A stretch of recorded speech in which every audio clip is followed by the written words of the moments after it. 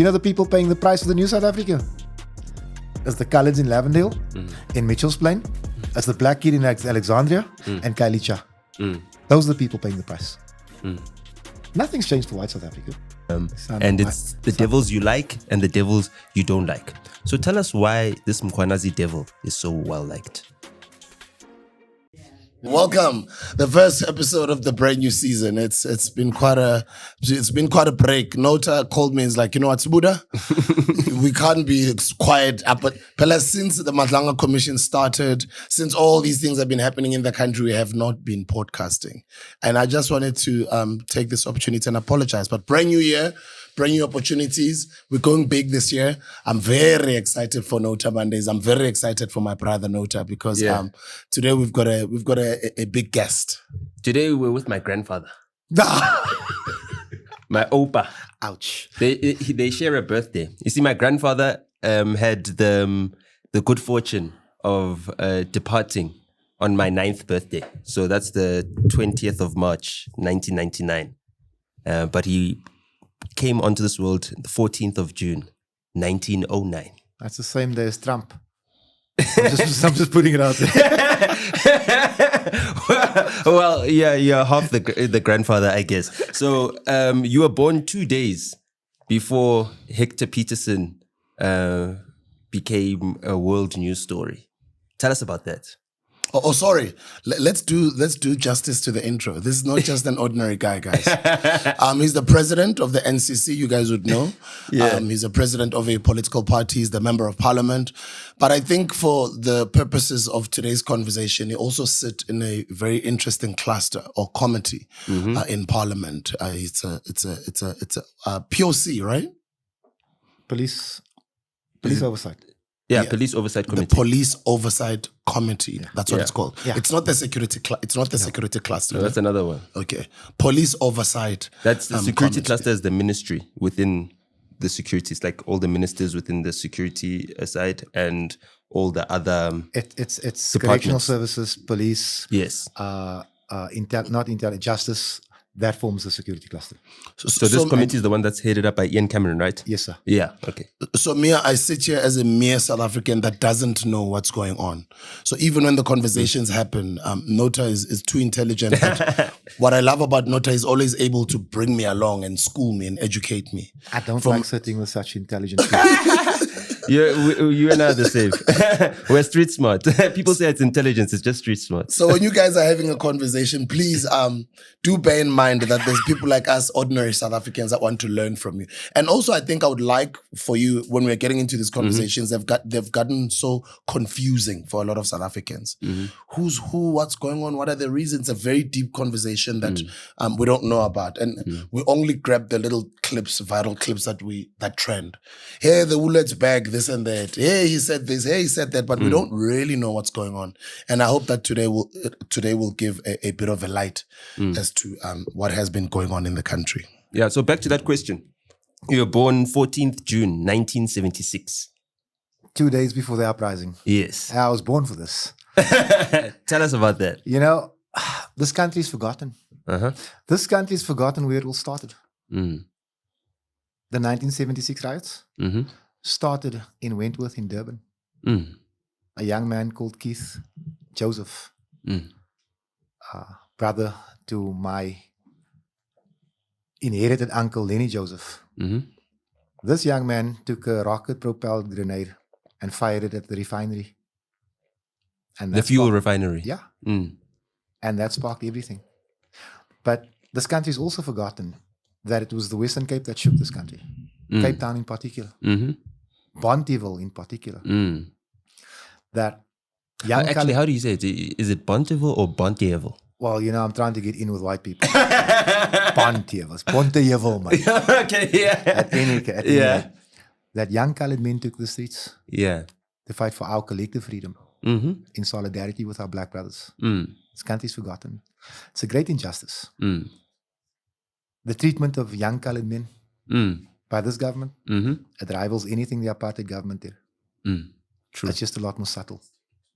Is it subtle? Well, look, they don't come into our houses and kill us anymore. But they kill us with economics. But they know that you're living in open air prisons and they still don't come in for any interventions. Intervention doesn't pay. Gang wars pay.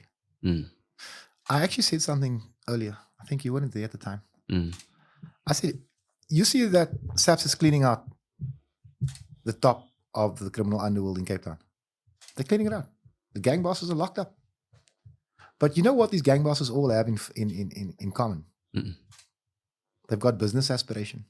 You see, while they're selling guns and drugs, state's okay with it. That's why they get away with it for 20 years. When they start donning suits and start forming construction companies and start tendering and start affecting big white business, the state moves.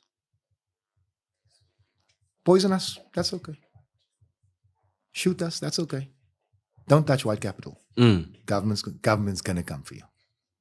So that's the main issue that we're facing now in colored communities.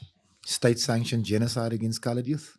So how was it perpetrated during the apartheid era? So you were born in 76, but there was lots of riots right around when you were born and just after as well. I know that in UCT and UWC, there was solidarity protests by the students emanating from the 76 movement. So by the time it got to the stages of the state of emergency in 1986, you were just 10 years old.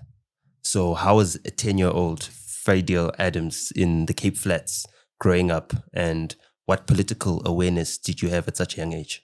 I think everybody was politically aware in the 80s. Whether you read it, whether you saw it, whether you were told the story, everybody. All we wanted was freedom. All we ever wanted was equality. I mean, I was 14 years old. I was throwing bricks at police vans, burning tires on Concert Boulevard. My uncle finds out, he gives me a hiding when I get home. All we wanted was freedom. Political awareness. We didn't even really know what Mandela looked like. But we wanted Mandela to be free. I remember that. You know, I heard about Robert Sobukwe. I heard about black consciousness. At the time, I thought I was black. And I mean, if we're talking in terms of skin color, well, you're the lighter than me. You're the colored here, okay. I won't lie. I've even got the freckles. What did they call it? The spruta. Spruta. Yeah. But the new dispensation didn't want us. Didn't welcome us. It was a case of, well, you know, you're not black enough now. You know, freedom has been achieved. Thank you very much for your service. To the back of the line you go. Nothing's really changed for the colored community, except that it's deteriorated. And it's been slow. You know, it's like the frog in the water. They just turn up the temperature by 1 degree a day. By the time the frog understands that it's boiling, it's too late. That's what's happening in my community. And then the perpetuation of, you know, the injustice that continued during apartheid and then persisted now in the democratic dispensation. How is that affecting you in your younger years? I mean, you were 14, I guess, when Mandela was released in 1990? Or what? How old? I think I was... Or 24? No. Whoa, You're 14. Don't call me grandpa. I think I was about 15, eh? Yeah. Yeah. In 1990 when it was released. Yeah. And then since then, you've seen how the environment has stayed the same or stagnated, or there's been little or no change, or it's been incremental. And the society and the social fabric has, you know, degraded to the extent that it is today, you know, where people associate colored communities with people that are discarded and that need to be left alone to kill each other. You know what I mean? Let them kill each other off. Let me tell you something. I walked into FNB Adley Street as a young boy to open my first bank account. That's right in the City Ball, for those that don't know. And I walked into the bank. Now, you must remember, when I used to go to the bank with my mom, it was Volkskas, Trust Bank, you know, all those verkrampte banks. The old Absa. That would later become Absa. Yeah. So I walk into FNB Adley Street and I'm greeted by a black cashier, a black teller. I still remember his name, Tabu. The guy had the shirt. I was like, wow.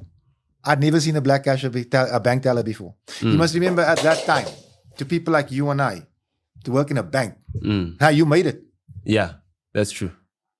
I was so proud. Remember, I'm from construction. I've worked construction since I was that high with my dad. Yeah. You know what colored people had been taught? That we were designed to be artisans, that you were designed to push wheelbarrows. And here's a black bra handling big amounts of money. For me, it was a proud moment. Yeah. Because this is what we fought for. This is what Ashley Kriel died for. Yeah. Oh, yes, another forgotten martyr. We'll get there in a minute, because I got a lot to say today. I didn't understand back then, or maybe the plan wasn't hatched back then, to push colored people out of the market altogether. Go into a bank in Cape Town now. See how many coloreds work there. 50% of all colored people in this country reside in the Cape Flats. But they don't work. Sure. And that's so strange because in Joburg, we associate colored people with people that work in banks. Like all of them, they work there by EPSA. You know, that's the trope, you know. The difference is you only have 4% of colored people to deal with in Joburg. In Cape Town, they're the majority. A decision was made to starve out the majority.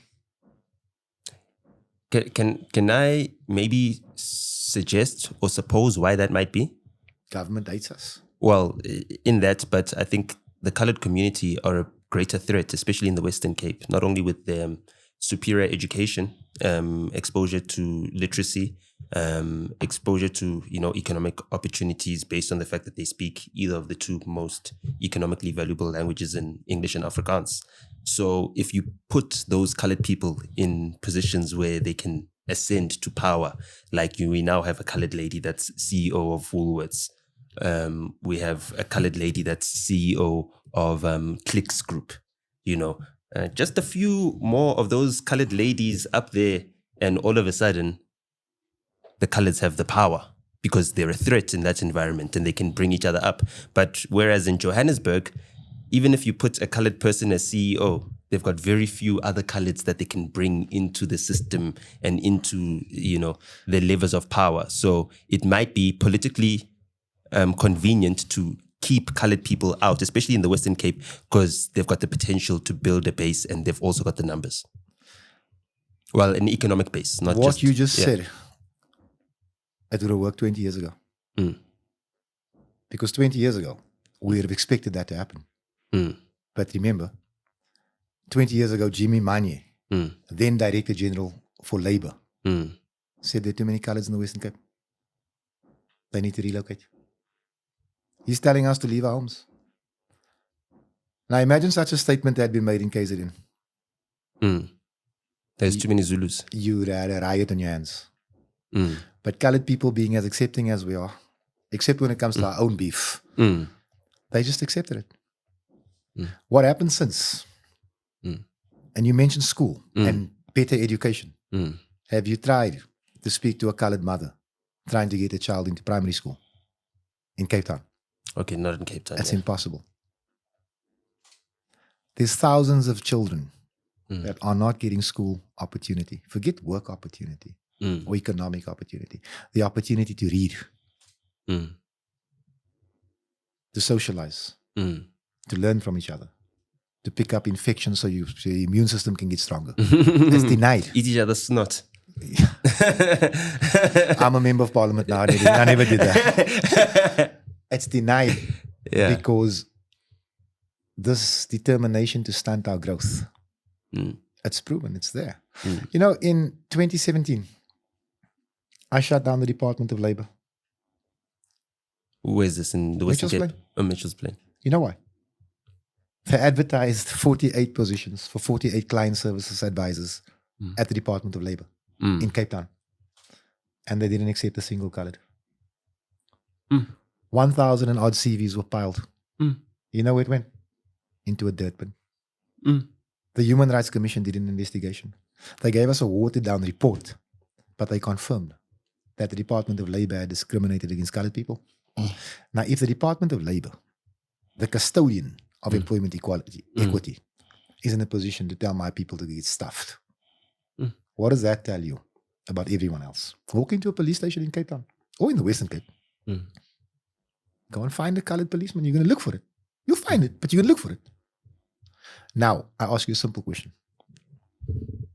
The Western Cape is an Afrikaans-speaking province, the only one. Well, if you go to the Atlantic seaboard, it's German, Spanish, French. No, it's Hebrew now. It's Hebrew now. Oh, yeah. But Yeah. at any rate, so you want to work in the Western Cape? Brilliant. Equal opportunity. But if you can't speak Afrikaans, that's a hindrance. That's like telling me to go and work in the rural KZN, but I can't speak Zulu. It's not going to be allowed. But you see, there's different rules for colored people because we don't matter. That's true. I'm in parliament to remind government that we still exist. That's true. You see, I just want to take you to the ad hoc committee quickly. Okay. General Mkwanazi makes a very interesting statement. He calls the IDAC an Indian cabal. Well, I guess there's the Moodley there. There's Then Andrea Johnson there. is asked to provide the statistics, the demographics. Blacks are very well represented at the IDAC. Indians are slightly overrepresented. Coloreds are almost non-existent. And the ad hoc committee is okay.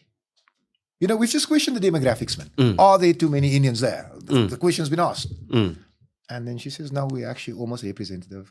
Whites are overrepresented. Blacks are well represented. Coloreds are non-existent. And I'm watching this soapy from my couch. And I'm thinking, now where's the outrage? I mean, where's the outrage? So from my side, or the observation that I've seen from the lack of outrage for colored underrepresentation is that a lot of people, especially black people, feel, and you know, we use the word black people loosely because black means actually coloreds, Indians, all of us together, right?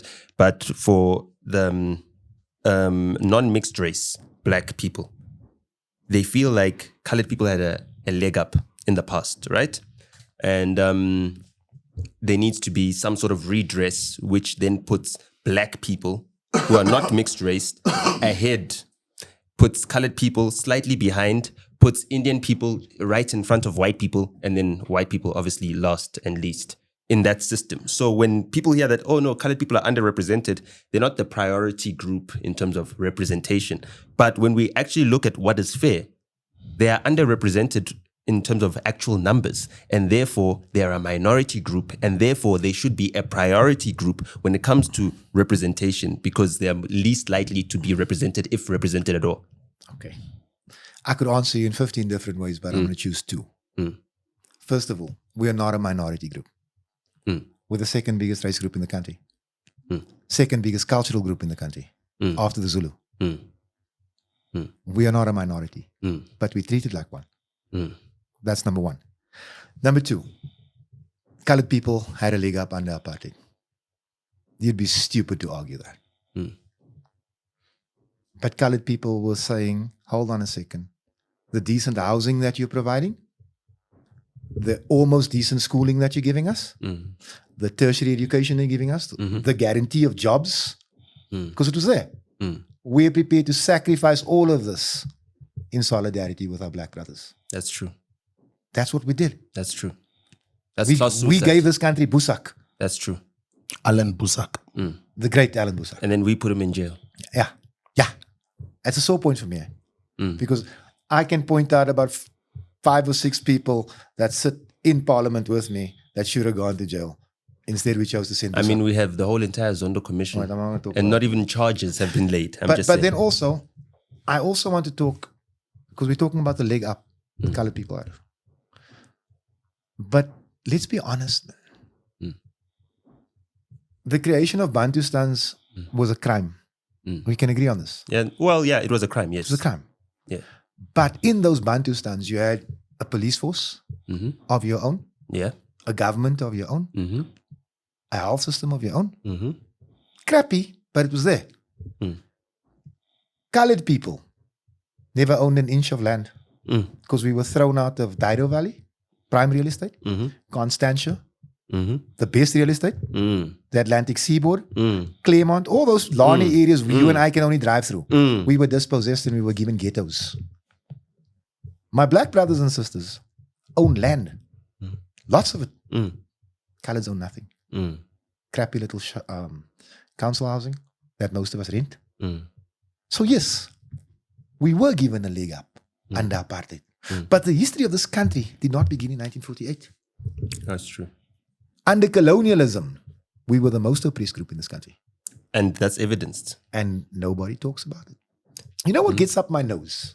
The Afrikaners still complaining about his treatment in the Anglo-Boer War. But he was given reparation for it. He was given apartheid for it to find himself. Colored people are still searching for education. But nobody talks about this. Except the NCC. You see, everybody's too busy trying to placate someone, man. Out of all the colored spokesmen in this country, they're either creeping asked by the ANC or by the DA. That's true. We refuse to. We are the only party that has shown that we will throw down. We don't care who you are. Do you know that in the history of democratic South Africa, the Democratic Alliance has never been found guilty of stealing a cent in any municipality? Until the NCC came and we're locking them up for billions. But it doesn't make the media. But you know what? That's why we speak to people like you. Okay. No, you need to tell us more about this case, especially where the DA is involved. So, for me, I get lots of accusations. Oh, you are colored or you might be mixed race just because of my light skin. So I understand light skin privilege. I'm trying not to laugh. No, I understand light skin privilege. You know what I mean? So I understand how it is to be the light skin, like I'm Tsonga, right? So usually Tsonga people are associated with being dark skinned. Funnily enough, my dad is light skinned. I'm light skinned as well. And he's the Tsonga in my genes. I know that I was treated like a special child because of my light skin. They used to call me Shulungutana, which means our white person.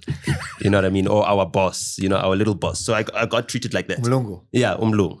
And then I went to school in Brixton, Crosby, which used to be an Indian neighborhood, but is now a colored neighborhood, right? Or predominantly colored neighborhood in Joburg. Now people taking over.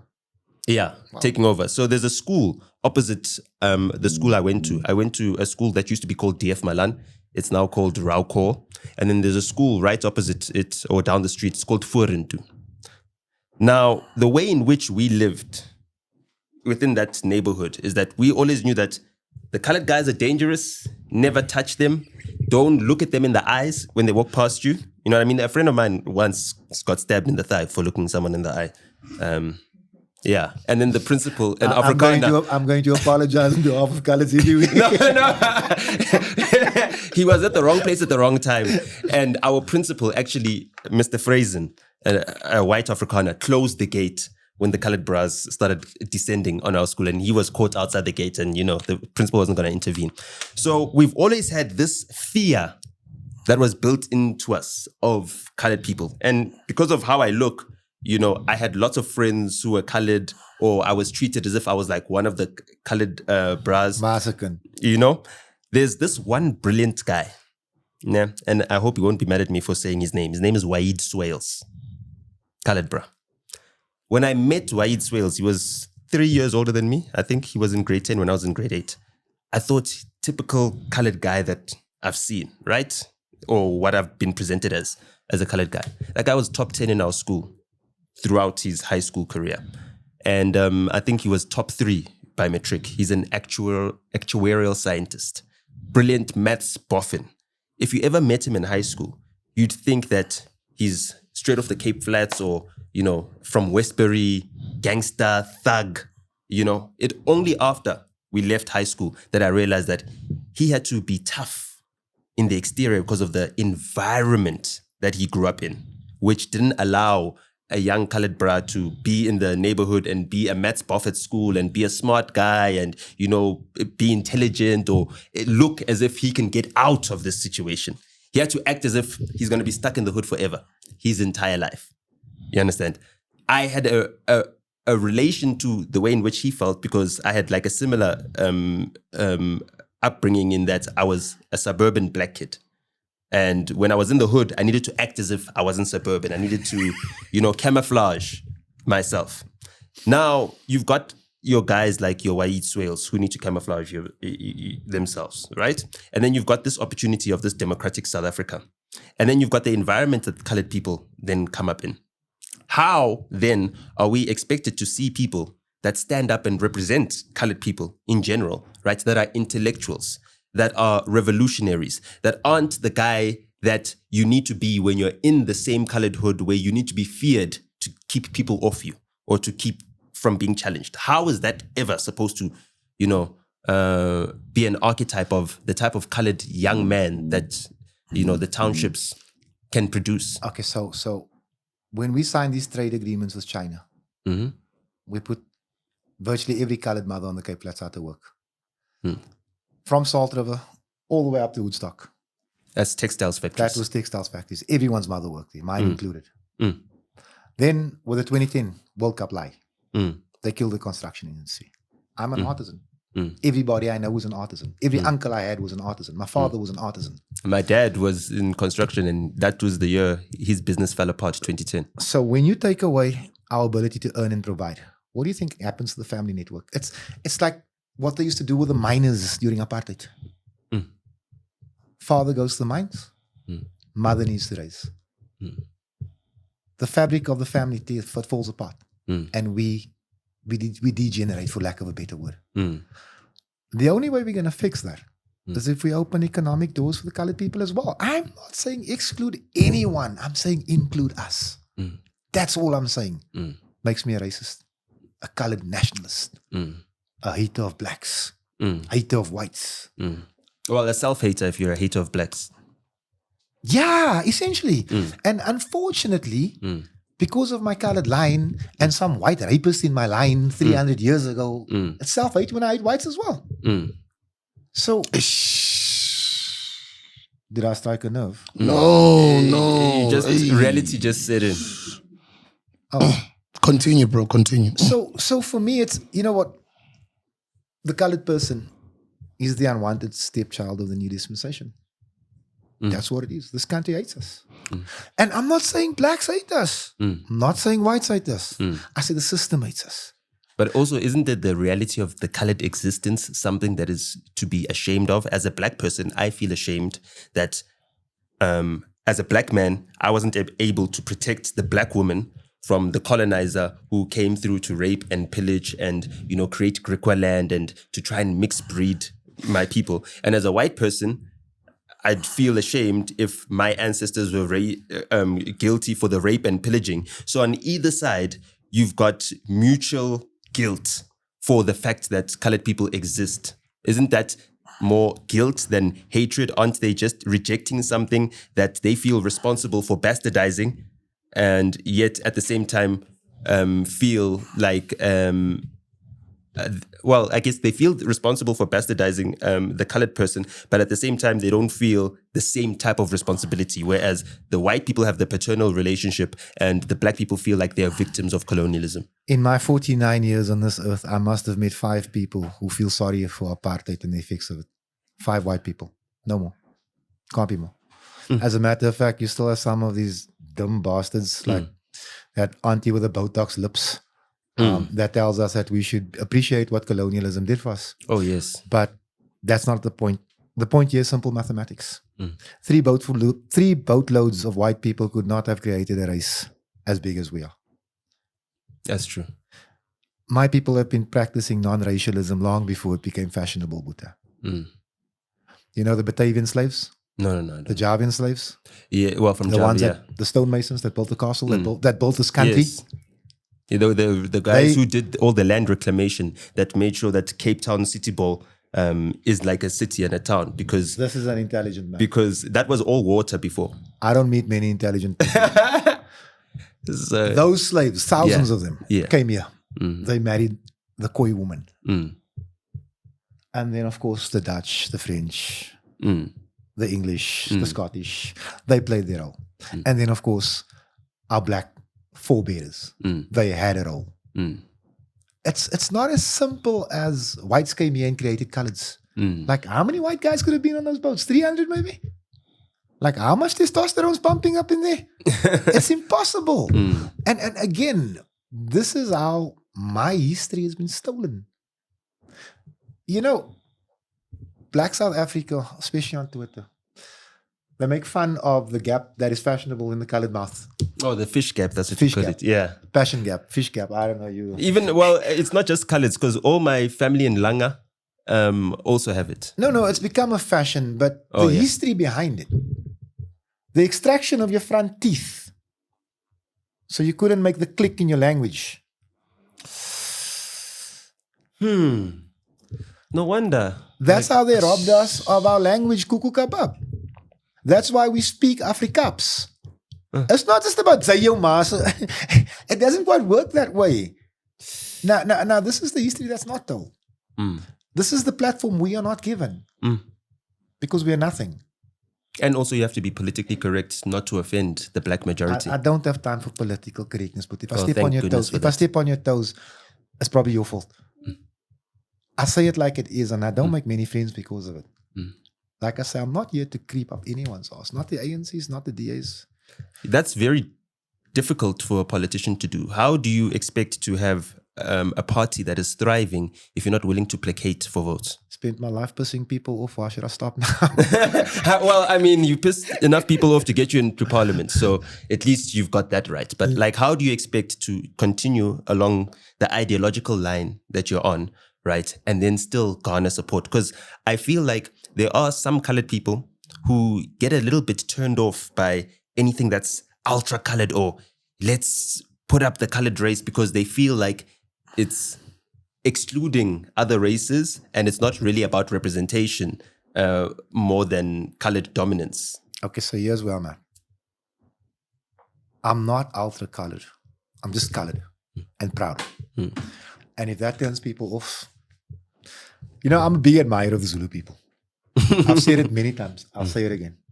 Yeah, same here. Colored people need to get some of that Zulu spirit in them. Yeah. You touch one man, they'll burn down their whole province. Yeah. Colored people are happy to bury 3,000 of their children a year and say nothing. Every day. 10 a day, bruh. 10 a day. That's how many boys we lose. Every day. And we're just supposed to be okay with it. But in my purest form, I don't see you as a black person. I see you as a person. That's it. But I'm not colorblind, if you understand what I'm saying. Now, understand that if only, I don't want to say they, if only this government, let me say these governments, because it's national, provincial, and local, had treated the colored community fairly. You'd never heard of Fidel Adams. I was happy in construction, bro. I was earning good money. It's the one industry where I'm allowed to swear at my boss and keep my job. Yeah, exactly. You understand? I didn't have a problem. I'm a hardworking man. I've always been. I was pushed into the position where I had to speak up because no one else was going to do it. It's fashionable now. Everybody wants to speak for the colors. Oh. But 2016, 2017, when we started this thing, speaking up for colored people, you'd be ostracized for it. And I was. But you know what? My life journey, the gangs, the drugs, the strip clubs, the drugs, the alcohol, the drugs, the woman, the drugs. I developed something called the thick skin. There's nothing you can say is going to upset me or hurt me. People very often think that I'm some type of hot-headed, loose cannon, blah, blah, blah. No. Well, that's what they paint on all colors. Yeah, no, I'm a very, very methodical colored. You see, by the time I hit you with a spade, I didn't lose my temper. Or a truffle. Or a truffle. I didn't lose my temper. I've been planning it for the last 15 minutes. You just didn't see it coming. Yeah. So what I'm saying is, I live in the most violent place in the world. I mean, in Africa. 7th most dangerous city in the world. Some white people will tell you it's the best run city in the world. They haven't been to Bontjeville or Manenberg. They haven't been to Samora Machel. They haven't been to Langa. And when last were they in Belleville? Don't even ask me when last I Belleville. That's not Belleville, bro. That's Lagos. Yeah. At any rate. You know what I mean? At any rate. And you are nothing more than the sum of your circumstances.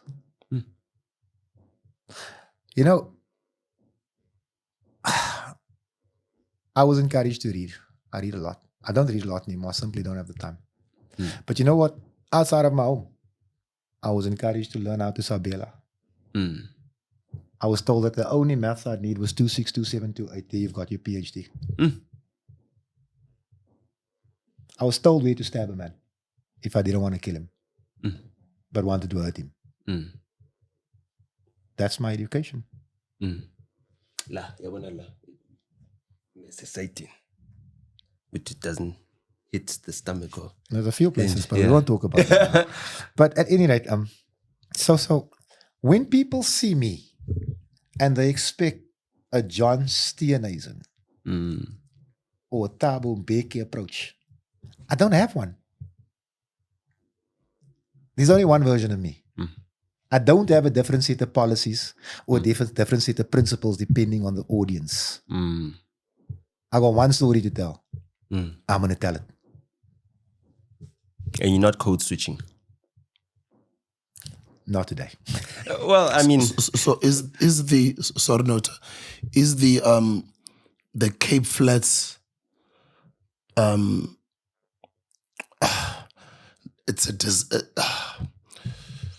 is that situation by design? And why isn't it put to an end if I would call it the DA government wanted to? The Cape Flats was engineered by the National Party. And it's simply been improved by the Democratic Alliance. The system of engineering has just been improved. Remember the Democratic Alliance, the National Party.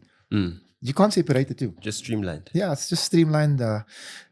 They've given it a new badge, new packaging, new marketing. They don't speak Afrikaans anymore. Same party, same principles, same beliefs, same need. So they wanted same need to subjugate people like me, like you. They've just incorporated people like me and you. You know, they've got colored and black salesmen now. Let's put it like that.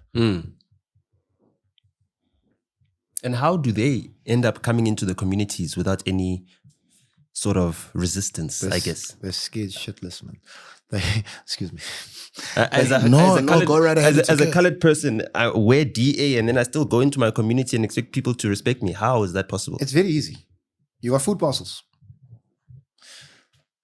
You're speaking to hungry people, Buddha. You're speaking to people that will sell their principles, their beliefs, their religions for food. It's what it is. And therefore they have this need to keep us hungry. Easy to placate, easy to bribe, easy to fool. It's actually a genius system if you are an evil genius.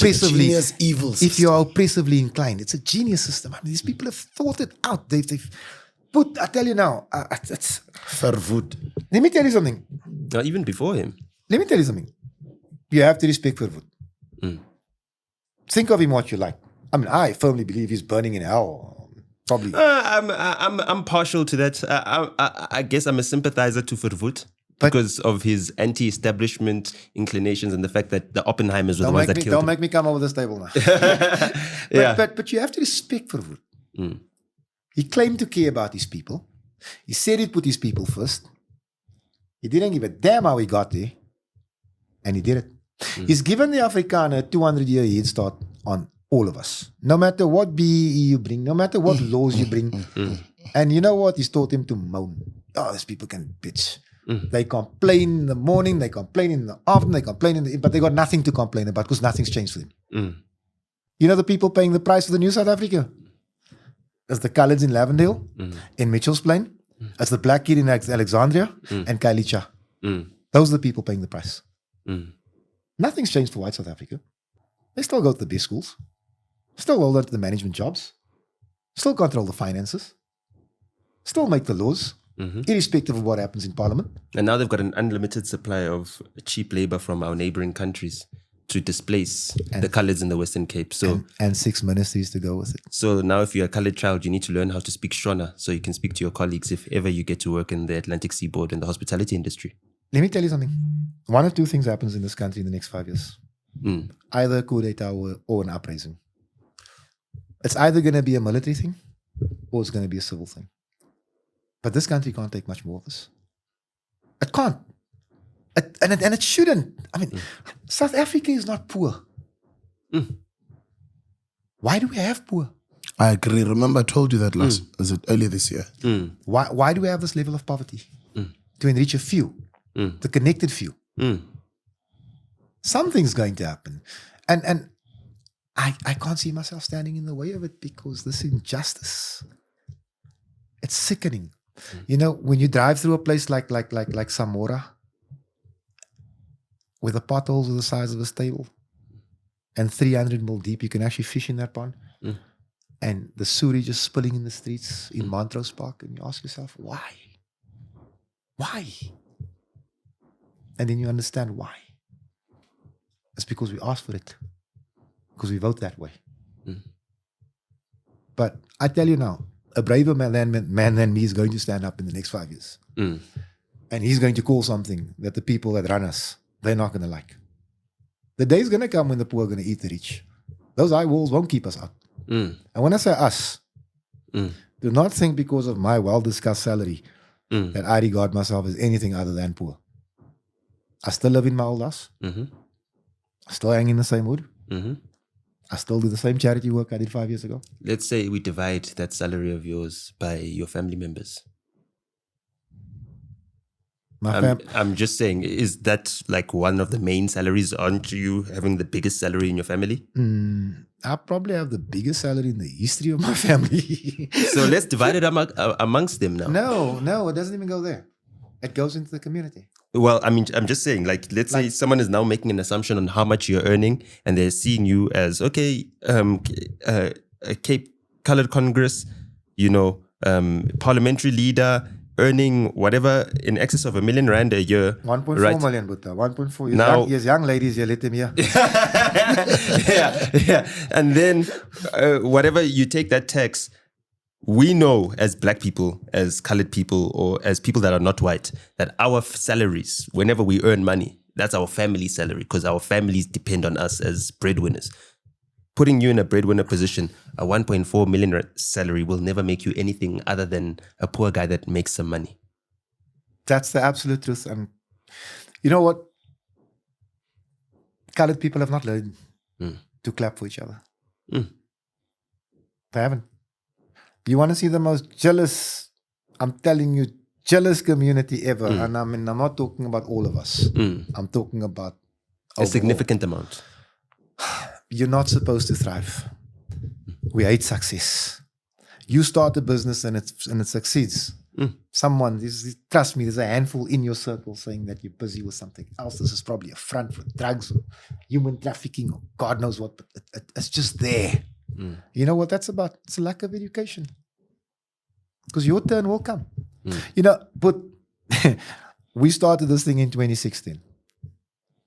I watched friends of mine become counselors while I was unemployed. I clapped for them, cheered for them. Because when you do well, I do well. Yeah. Well, that's the assumption, right? No, that's my belief, my core belief. The world is bigger than me, man.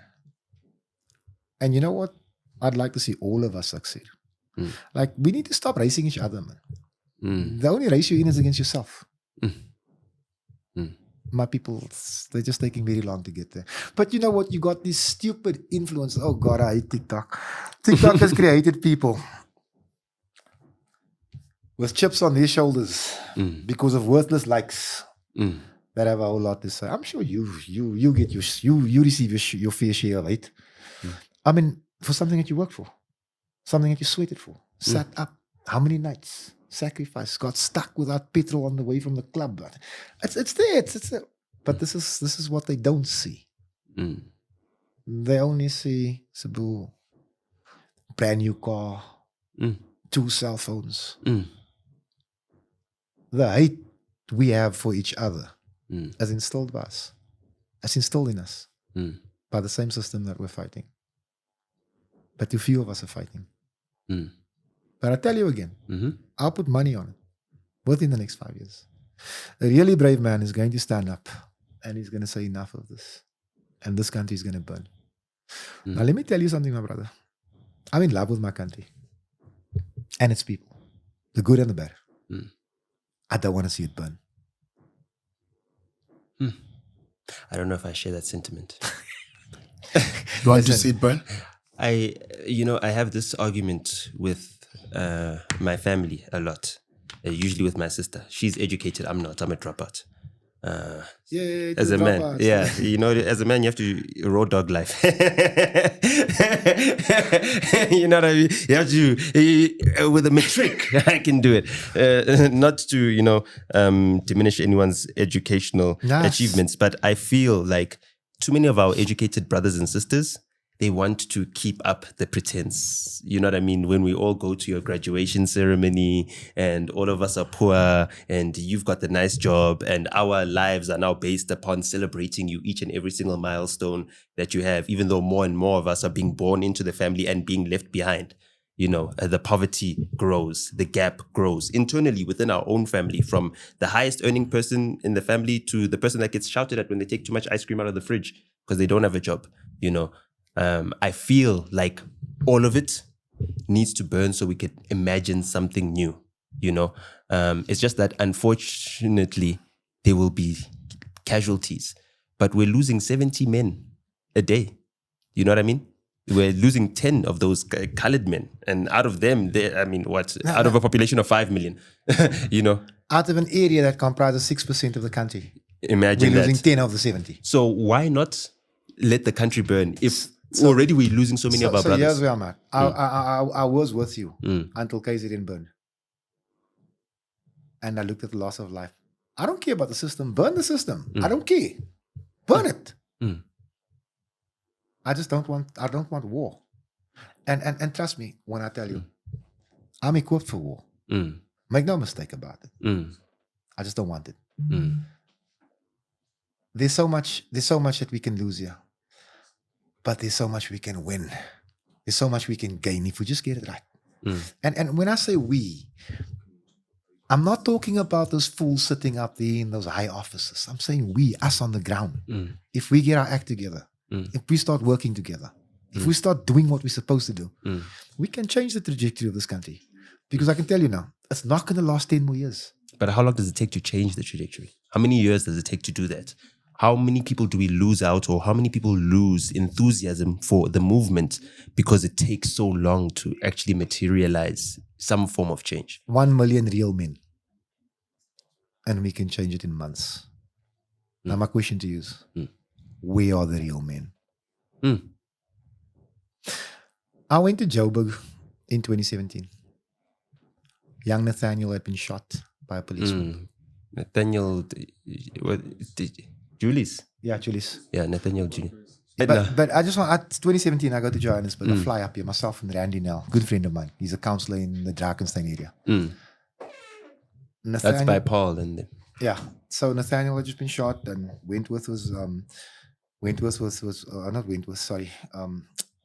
Westbury was rioting, protesting. So we fly up here. I want to see what this is about because I'm a Cape Townian colored.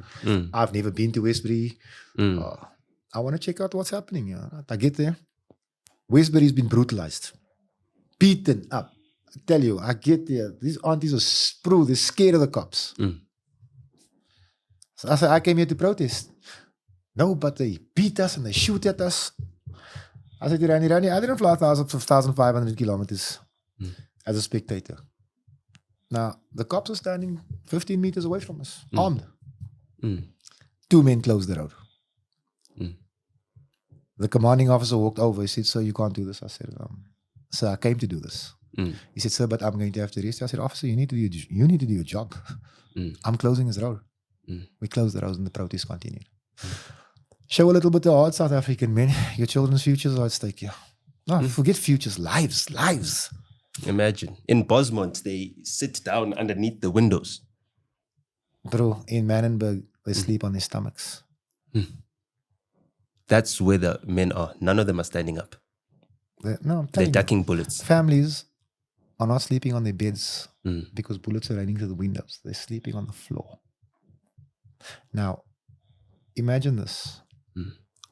We buried a 15-year-old kid on Saturday. Sean Hendricks. In Cape Town? In Hanover Park. Gangsters were shooting at each other. One bastard grabbed this 15-year-old lighty, used him as a shield. The other bastard shot right through this kid. To get to him, fired 4 shots into a 15-year-old body. Now I ask you again, where are the real men? Because I'm tired of beating young boys. And if you look at what we're right now going through as a country with this soft coup through commission, because that's how we change our governments. You know, you install a commission, it finds the previous guys in government guilty, and then the party can renew itself and then bring in a new president. So obviously now we've got this new president. Fresh corruption. Fresh corruption. So we've got the Madlanga Commission coming in, right? We've had 6 years of the Ramaphosa administration since 2018, right? Since the Valentine's Day address when Zuma left us.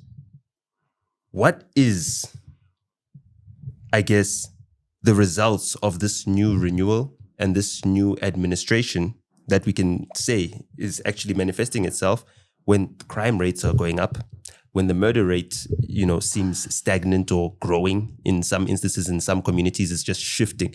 Once it's the Western Province that's got the highest murders, then it's the Eastern Cape that's got the highest murders, you know what I mean? And KZN lagging closely behind there, but there's a whole lot of violence. The country is disintegrating to a far worse extent, you know, and none of the previous commissions have yielded a positive intervention.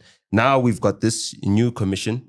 We've got an ad hoc committee, which has got, you know, its own, you know, challenges, but it's running parallel to this commission.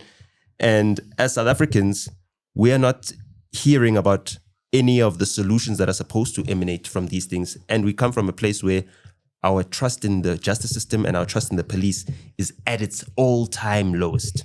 Like, we are at the all-time lowest right now. What is the... what are South Africans supposed to expect, especially from our members of parliament like you are, you know, the constituency that you represent? What are they supposed to expect from parliamentarians, your peers, the other people that are there supposed to be representing people? What are we supposed to expect from them when we see a commission and an ad hoc committee about uprooting our captured justice system? Okay, so let me answer you like this. I'm going to advise South Africans to avoid disappointment. Don't expect too much. The reason there's a Madlanga Commission and an ad hoc committee today is because of me. That's true. The reason there is the ad hoc committee and the Madlanga Commission is because of you. Yeah. How so? That's true. Okay, I'm going to start at the beginning. Start at the beginning and simplify it so I understand. The date is on my other phone. So don't ask me to be specific with dates here. I'll save that to the commission. I got to be spot on there. Yeah.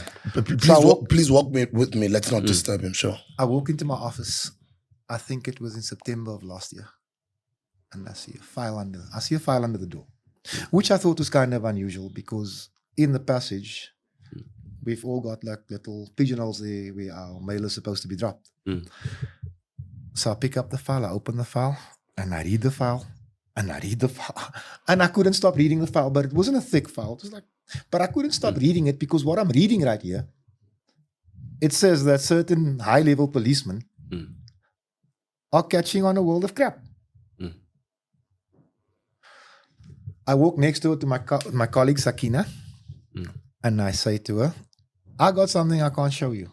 And she says, why? I says, because they'll kill you for this. She asked, what's in here? I said, okay, I'm going to give you a very brief rundown. Because I don't know if this stuff is true, but X, Y, and Z has happened. She said, okay, so what do we do? I said, well, we got 3 options. The safe one is to throw it away and act like we don't know about it. Well, I mean, they knew where to find you to deliver it, so I don't know how safe that is. I'll get to that in a minute. The second one is we can go to the people implicated and say, cut us in. We want to retire early. The third one is we can go and lay criminal charges. We chose option C. Yeah, why? Because it was the right thing to do. We went to lay criminal charges. And I became a pariah. So you came to lay criminal charges against? General Dumasani Kumalo, head of crime intelligence. General Lushaba, the head of the CFO for Crime Intelligence, General Madondo, at Crime Intelligence, and oh my word, I cannot remember the brigadier's name, but anyway, it'll come to me. Just give me a little bit of time. Okay. Yeah. So now these let me charges, continue. yeah, I just Because want as to you know, can see, I'm not reading from notes here. so these charges were for the hiring of that person that they hired, or for the guns that were missing in the Western Cape? No, we're going to get there. This is a long drawn out. That's why give him a chance. Let him walk us through it. Sure. So General Lushaba, it is alleged brought a prostitute home. Lady of the night. But if you want to see an easy guy, this is me. I don't care. You know what happens between General Lushaba and his four walls? None of my business. But the prostitute allegedly steals his laptop and cell phone. State issued. Drives off in his state car. General Lushaba reports a break-in. The detective who investigates says there's no break-in here. This is an inside job. The prostitute is traced. Obviously, she went with the phone in her car. That's tracked. You don't get smart criminals anymore. Okay. She says, no, hold on a second. This man hired me for my services, and yeah, I stole the stuff, but I didn't break in. So he's defeated the ends of justice. Now, where's IPID in all of this? The independent police watchdog? Because they didn't investigate. General Shaba still at work. So now I got the proof of this here. That's number one that's in the file. Number two that's in the file. Unfortunately, I can't say too much because this is before the court. Is that these people are spending crime intelligence money, like in a way you don't want to understand. And then the third one is they brought a clerk from BMW, 29 years old, and they've appointed a brigadier general at crime intelligence. Now, that to me is a slap in the face of every hardworking policeman in this country. Because I know people stuck in their rank for anything between 10 and 30 years. One rank, no promotion, no signs of growth. Now, let me tell you something. The allegations, as I understand them, is that this brigadier, whose name I will come to me, I cannot remember. Her father is a general in the Free State. And it is alleged that he covered up a murder in the Free State. And this is the reward, the promotion of his daughter. From nowhere to the top echelons of SAPS. So hold on. Why do we not hear about this woman? Because I want to understand context. As I did say, I'm a layman in the street, South African. Yeah. I don't understand these things. Okay. Walk with me here. So Brigadier Makwele, Tenaya Makwele, as we know her now, we used to work for BMW. From what I understand, she was a clerk, not an engineer, as alleged by certain generals. Her father is Joe Mahali from DPCI Hawks. It's alleged that he covered up the murder of a politician that was linked to crime intelligence, and that his daughter receives a plum job, 120,000 a month, as a reward. This is what General Mkwanazi claims is an HR issue. Now understand, I question the appointment of this woman in portfolio. I was given the assurance by the National Commissioner that she ticked all the boxes, that she was suitably qualified, and she was the best person for the job. The NPA thinks otherwise. Again, General Mkwanazi thinks it's an HR issue. Now, if something as serious as this is going to be reduced to an HR issue, then I don't want to know what SAPS is about. But I've got a lot more to say about that. So I go to Grand Central SAPS. I lay the charges. Right? I get back home. I get a phone call from my friend, the late General Andre Lincoln. He says to me, they've collected your dockets. Now understand, I'm not a policeman. I said, General, what does this mean? He says, well, just what I told you, they've collected your dockets. I say, is this procedural? He says, no. They're not supposed to do that. I said, General, what does this mean? He says, they're going to cover this thing up. I said, General, are you sure of this? He says, my sources are never wrong, Fadil. Now, Andre Lincoln was like a big brother to me. I said, General, what else do I do? He says, move. Take it to another province. Let's see what happens. I fly to Johannesburg.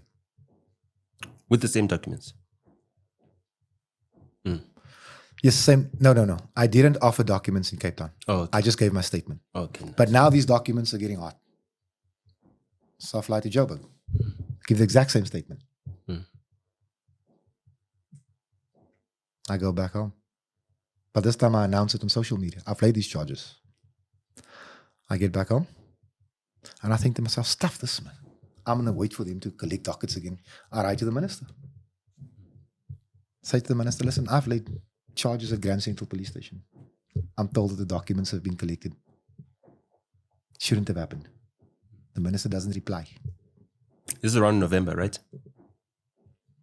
What I don't know is that the minister has referred the issue to the IDAC. The IDAC make contact with me, and I give them a referral letter asking them to investigate. That's the Section 25. Yes, sir. Oh, smart man, this one. I've just been following the story. I'm learning as we go. So my hands are off.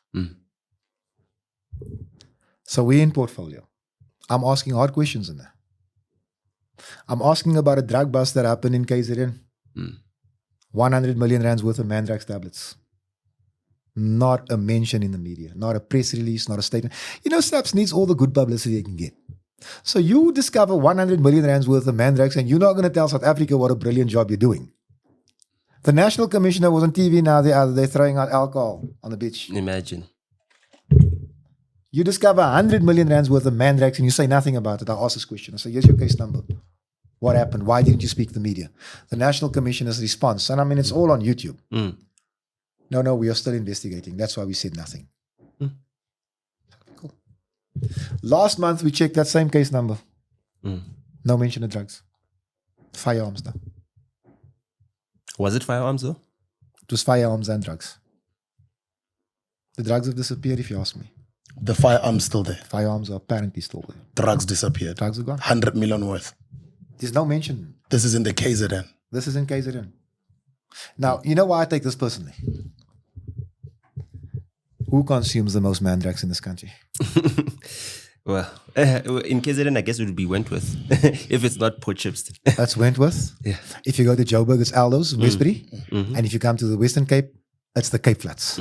This drug was pumped into the colored community by the apartheid regime. Now the ANC regime appears to have taken over the saddle. Those drugs should have been confiscated and burnt.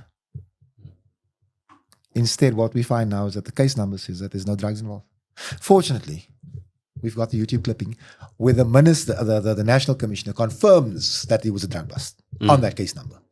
So they mustn't think this is going away. Masimola. This is Masimola. And this incident is from before July 2024, right? Yes. Before the new ministry. So it's under Tshabalala. Yes. So the minister, the NASCO must not think that this thing is going away. He must understand something. He's got a serious problem. At any rate, the IDAC does its investigation. And I think 6 months later, or whatever the case might be, General Kumalo and 5 others are arrested. I think this is a win. Brilliant. The wheels of justice are turning. You must remember there's no crime intelligence in the Western Cape. The province that probably needs it the most, there's absolutely nothing there.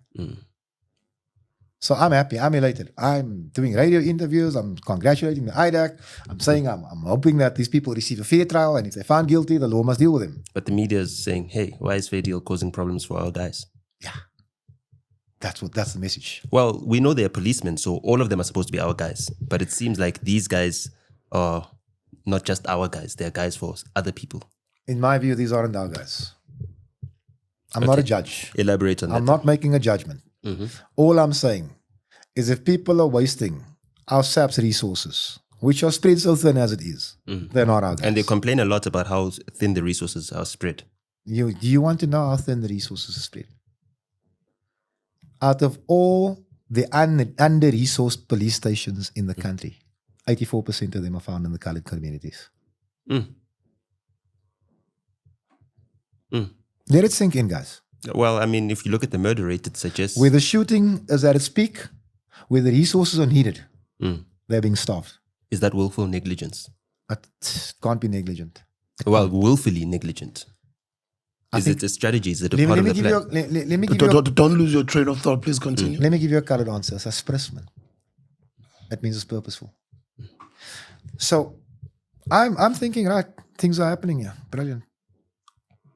Then we find out that Uncle Bob, as I like to call General Dumasani Kumalo, and his team have purchased a hotel. An entire hotel. An entire 5-star boutique hotel. 14 years after a national commissioner was suspended or removed from his position for property purchases. Don't speak about Bekitele like that. I'm just, when he was commissioner, before he returned to the scene of the crime. So Bekitele is the one that appointed Fani Masimola. He's also the one that appointed Dumasani Kumalo. He's also the one that appointed Mkwanazi. The one he calls his boy. Yes. So I'm just putting it out there. So Bekitele is the man who staffed us with all of these people. Right? Kumalo and Co buy a hotel against policy. Policy says they can't. They shouldn't. They mustn't. They can only lease. No, stuff that we'll buy. Then they buy an office block in KZN under the nose of Mkwanazi. Against policy. I bring this to the portfolio.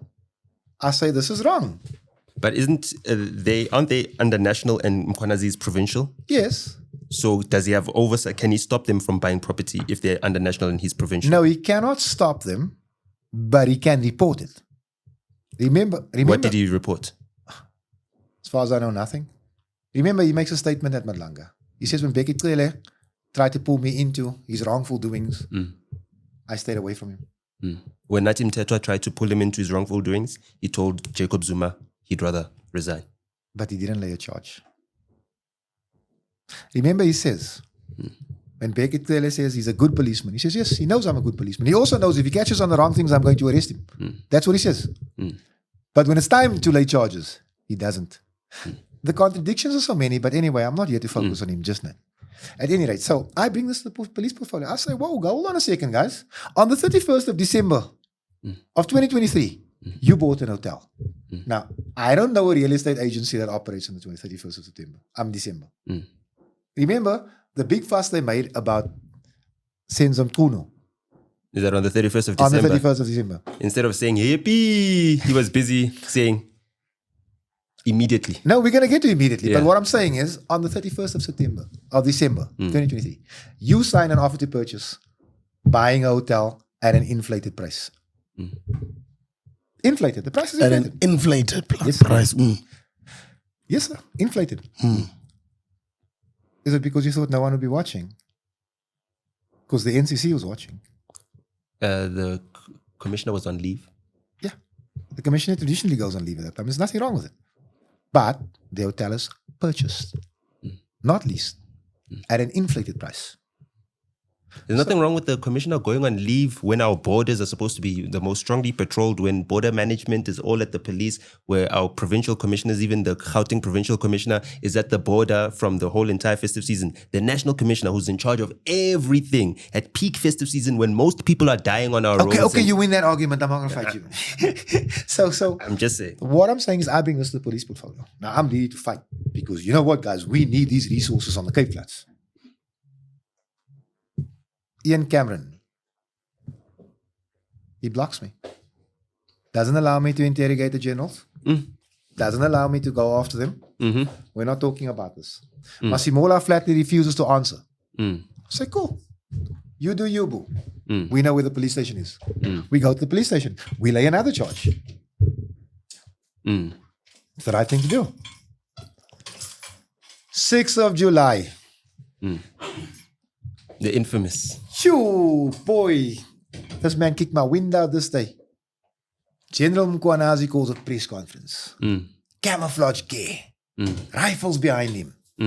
President's out the country. You know what happens in Africa when the president's out the country? Coups happen. And I quote, rise up. Mkwanazi, rise up. Rise up against what? Was he trying to incite something?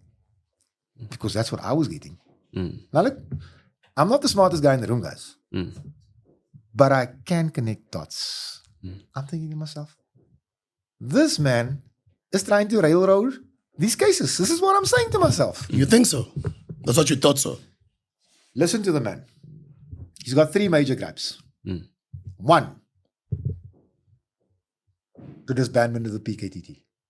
Well, that's the second, I guess. No, I'm just giving it to you. Other than Fadiel Adams having confidential information. The disbandment of the PKTT, the 121 dockets that are gathering dust in General Sabia's office, and that MP, that member of parliament with the top secret information.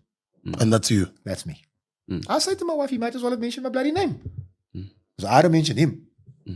But now, let's look at the facts before us, man. And this is where Parliament and Madlanga is frustrating me because it's going so slowly. Let's look at the facts before us. The PKTT, at a cost of 100 million rand a year, investigates 56 murders. I think the squad's about 38 strong. 38 policemen of various ranks. These aren't sergeants here. We're talking warrant officers, lieutenant colonels. It's costing a lot of money. It's costing us 40 million rand a year in overtime. That's besides the 100 million. That's what the request is, overtime. For 56 murders. I say, brilliant. Cool. But the PKTT, in a presentation on the 5th of March to the police portfolio, was supposed to be disbanded as per Dumasani Kumalo. I was in the meeting. He said the PKTT has run its course and we are ready to disband it. 2 months before Mkwanazi called this press conference. So now I'm sitting here as someone with insight, which is what most of the country doesn't have, and apparently most of the police portfolio doesn't have. You guys called time on this thing, not us, not the minister, management. Because remember, Kumalo is giving the presentation, but the presentation is the national commissioners. So you call time on the PKTT, but it's fine. It's fine. But what the country doesn't know is that the PKTT stays at the most expensive hotels in KZN. 10,000 rand a night, Buddha. Well, if they're not buying the entire hotel. Oh, 10,000 rand a night. For years. Do you know where policemen stay? They stay at City Lodge. Not the PKTT. So slowly, 10,000 rand a night. So if you are housing your unit there. I mean, not even Kulubushe Zuma, who I bumped into at the City Lodge, stays at a 10,000 rand a night hotel. So that's 300K per room per month. That's Oyster Box. Oyster Box. That's where Oyster Box. Cyril Ramaphosa's family, the Motsepe family, have their Christmas lunches every single year at the Oyster Box. Now, these guys are having a fat roll on your tax money. Right? Their laundry bill is 500,000 a month. A month. I didn't stutter. 500K a month. I mean, you have to wash the badges separately, you know. I think they polish the brass. Is it brass? They have gone through gold plate. They have gone through more vehicles than we can count. 56 murders. And then to top it all, in 2021, KZN was burning. There's an intelligence report that says it was politically motivated. What, did 400 people die? Yeah, almost. How many of those dockets are the PKTT investigating? It's politically motivated It killings. is. How many of those dockets are they investigating? Zero. None. The unit is not serving its purpose. But let's move on from the PKTT.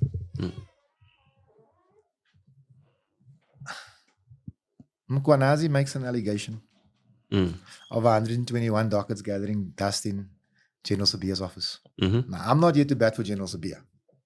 He might just have problems of his own. Well, I mean, they're all in the police, so... Until you check the entries into those dockets. The what? The entries. Okay. The last entries into those dockets were a minimum of 12 months old.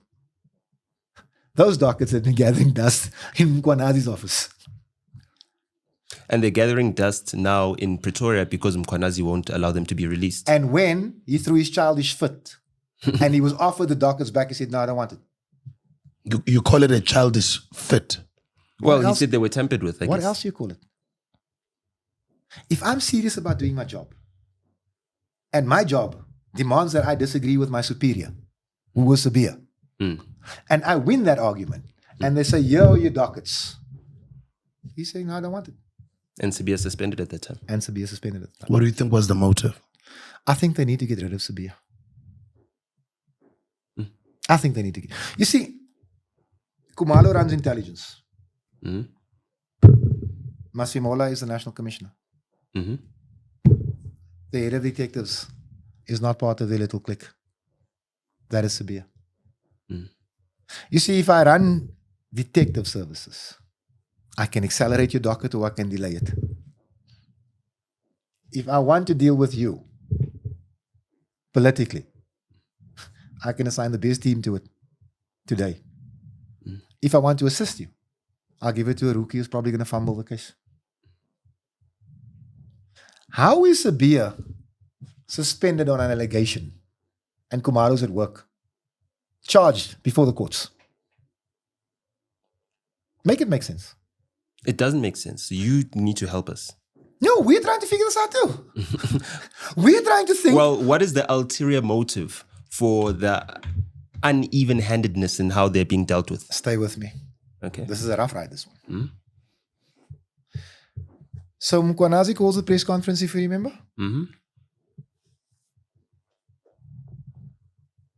No, not at the press conference, sorry. At the ad hoc committee.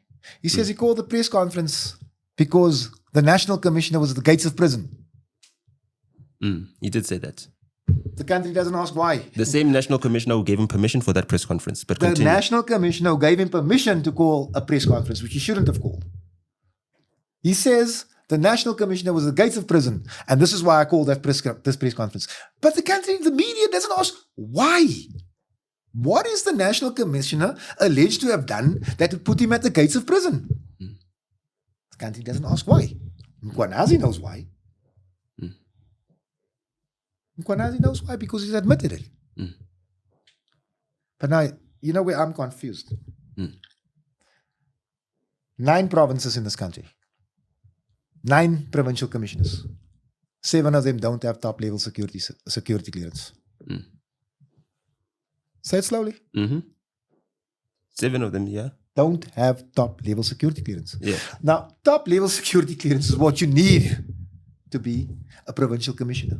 Ask me why. Why? Because you need to access top-secret files. You need to spend budgets. You need to devise strategy. You need to give directive to people with top-level security clearance.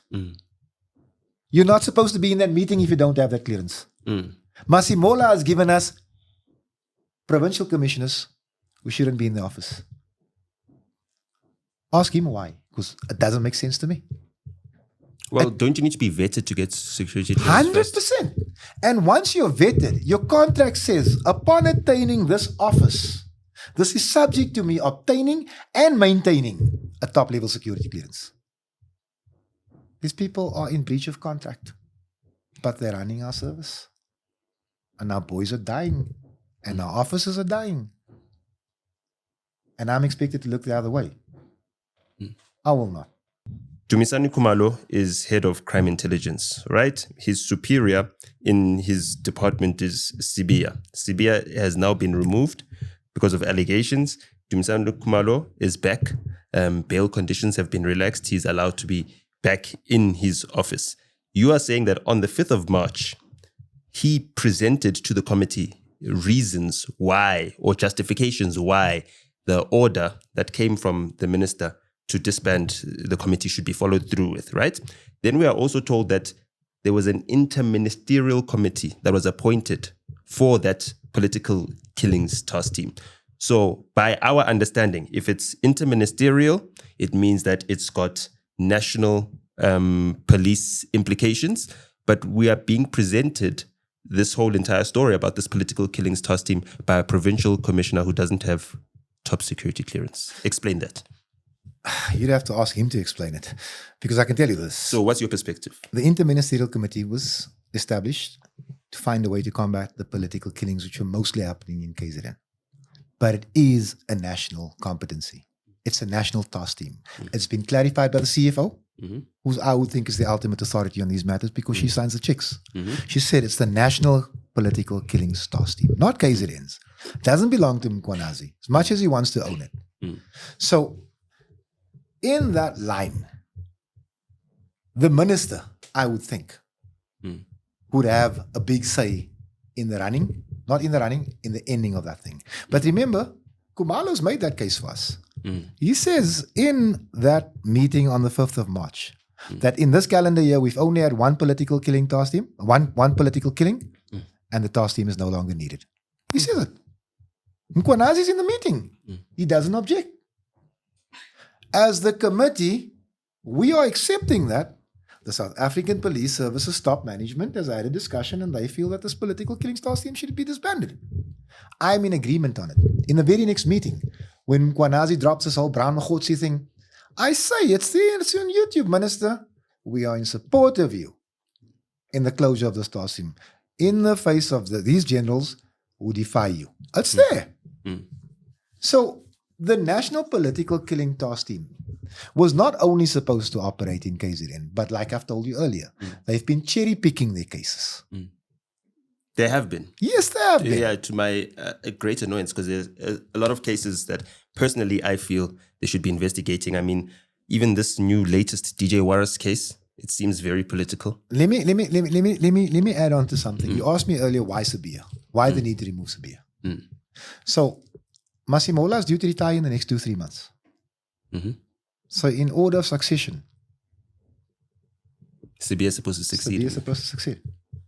So if you want to be a conspiracy theorist, has the National Commissioner just removed the obstacle or the competition to his friend Dumisani Khumalo?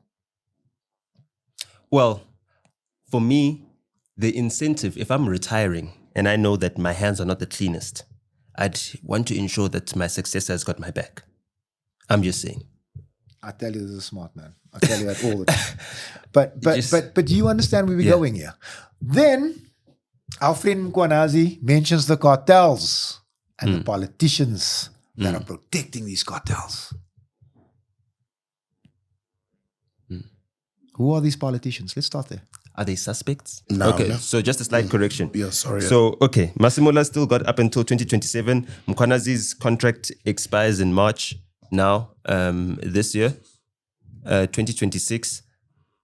The incentive, though, is still there that whoever gets to succeed Masimola, right, doesn't put him in the same position that Phahlane is in, where he's out of office fighting for his life, you know, without the legal funds from SAPS to help him. Who's the potential obstacle to that? Well, Sibia would succeed him in the natural order. And now he's suspended, so there's a question mark around that. Suspended without charge. Yeah. Dumisani Khumalo. Dumisani Khumalo is before the courts. He's still at work. Yeah. But he's not the deputy commissioner. 100%. Yeah. So from where I stand, and if I was a conspiracy theorist, I would say that the National Commissioner might just have removed the competition and cleared his way for his comrade, Dumisani Khumalo. If I was a conspiracy theorist, I say that. So, okay, how does the conspiracy stand up to the fact that at Police Training College, Sibia, Masimola, and Mkhwanazi are all three together? Where would the fallout have happened that now all of a sudden Sibia is not part of those three musketeers? Okay, I'm going to put it to you like this. When this press conference was called, I've been a member of parliament for just 12 months. I don't know the inner workings of these guys. I don't know the relationships. I was shocked when I heard Nkabindi say that he and Mkhwanazi will take certain secrets to the grave with him. I'm new to all of this. I'm as shocked as you are. So what I suspect is that there's clearly been a fallout here. And I'm beginning to understand at the level of protection that Khumalo was receiving, that he's got to cover up certain things. Don't ask me what. I've not seen what's in that docket, contrary to what people think. I'm just a complainant here. But I want to move off that. General Mkhwanazi mentions the cartels and the politicians that are protecting it. People immediately suspect that it's Minister Nkunu.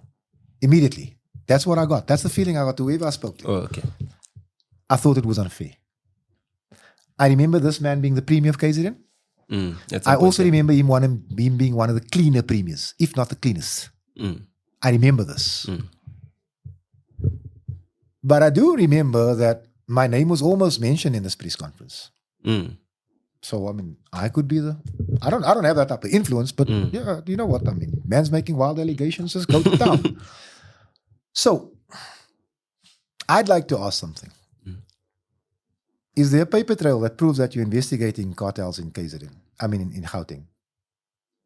Is there an intelligence report that says that we've listed Fadil Adams, Clayton Adams, Tyron Ojil as cartel bosses? Well, what stops you from naming your suspects as a policeman? That's what I'm getting to. Because he mentions two people. He mentions Vusikat Matlala at the Adok and Brown Mogotsi. He mentions them.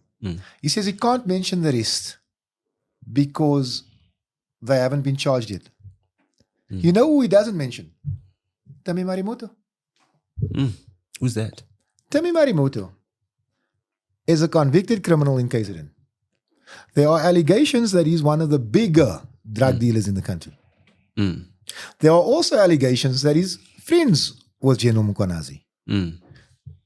But here's the kicker. Tami Marimoto's wife works for crime intelligence. I think I've heard something of this. Tami Marimoto's daughter works for crime intelligence. Now ask yourself how this happens.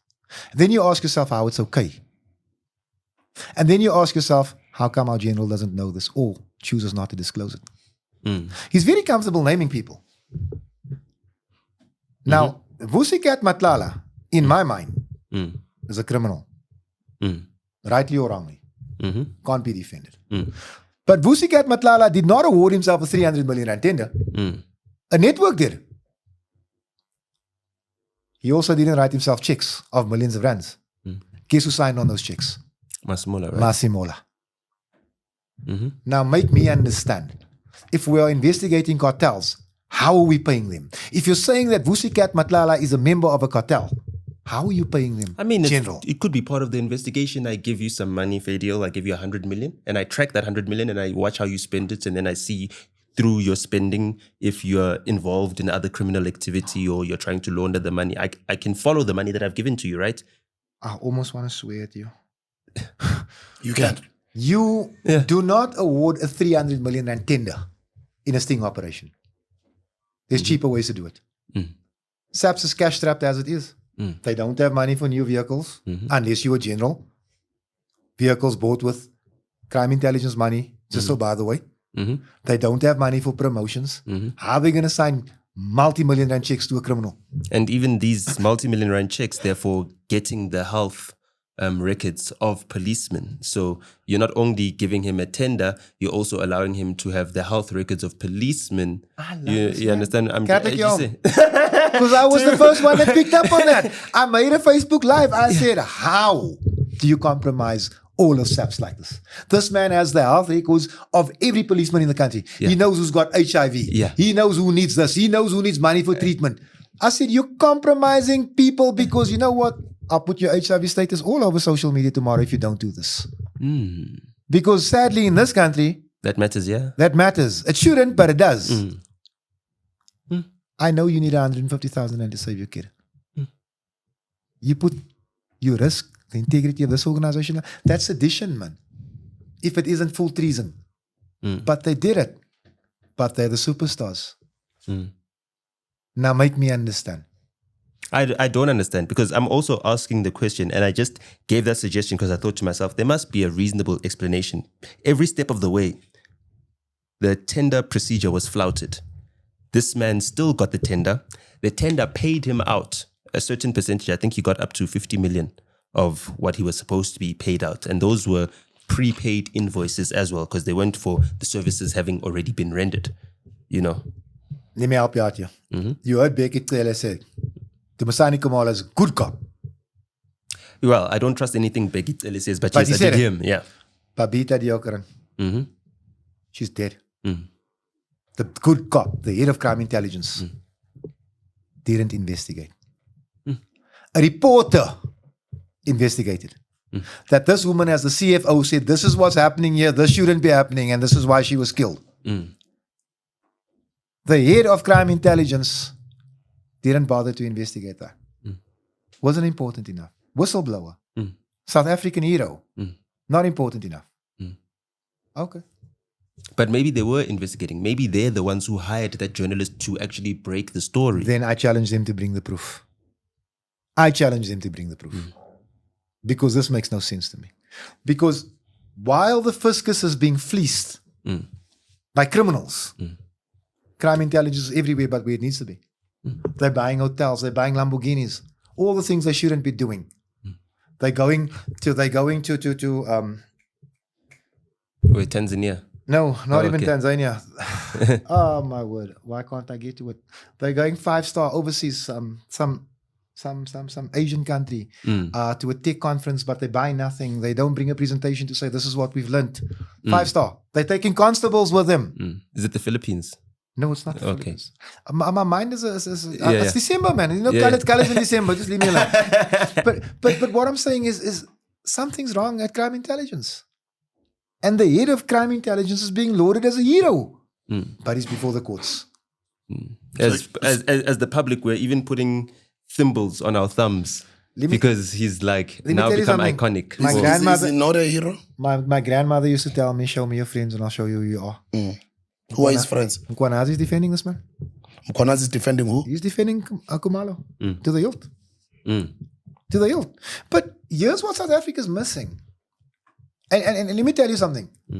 That ad hoc committee is getting up my nose right now. And I don't mean to insult anyone because there's certain people that Not are because they asked you to leave the room. No. Okay. I didn't have to leave the room. Yeah. I actually had to go and visit someone in hospital on that day. Oh, lovely. But well, unfortunately, but lovely that you but had good reason. you know the way they treated Mary Das? Now, let me tell you something. If we're lucky, we all get to get old. If we're lucky, we all get to start sounding like we didn't sound 10, 15, 20 years ago. Mary Das is a white woman who fought to save black lives under apartheid. We can agree on that? Yeah. She does have the Tumasani credentials. Kumalo, Fani Masimola, and General Mkwanazi signed up to enforce apartheid law. In 1993. Well, Sibia in 87. I'm not here to bat for Sabia. Yeah. Give him his hiding. What I'm saying is these three who would have followed instruction to kill you and I, because the white man said so, are being lauded as heroes, while a white woman who was treated as a pariah, who's been denounced by our own people for fighting for people like us, was made fun of at that Arok. I think it's shameful. I think it's unacceptable. So those of you that say I don't like white people, Well, look. go Biki Nader, classes in session. What's the bigger picture? What's the motive? We're getting there. Yeah, but before we get to the getting bigger there. picture, I'll let's look at finish Mary this. DeHaas. Let's look at Mary DeHaas and her presentation. She's been in the media. So she's someone who's regarded as an expert. You know, she studies, she writes reports for universities, all of the sorts, right? The way in which she was disregarded or her reports were disregarded by everyone that came through, all and sundry. Mkwanazi disregarded her reports, you know, I can't say too much about Ngabinde, but he didn't have glittering things to say about her. All the people that went in there practically dismissed this person, right? And then when we watch Senzo Mchunu at the Madlanga Commission, it seems like her submissions were the most heavily relied on, as in this is the expert advice that he trusted the most out of everyone.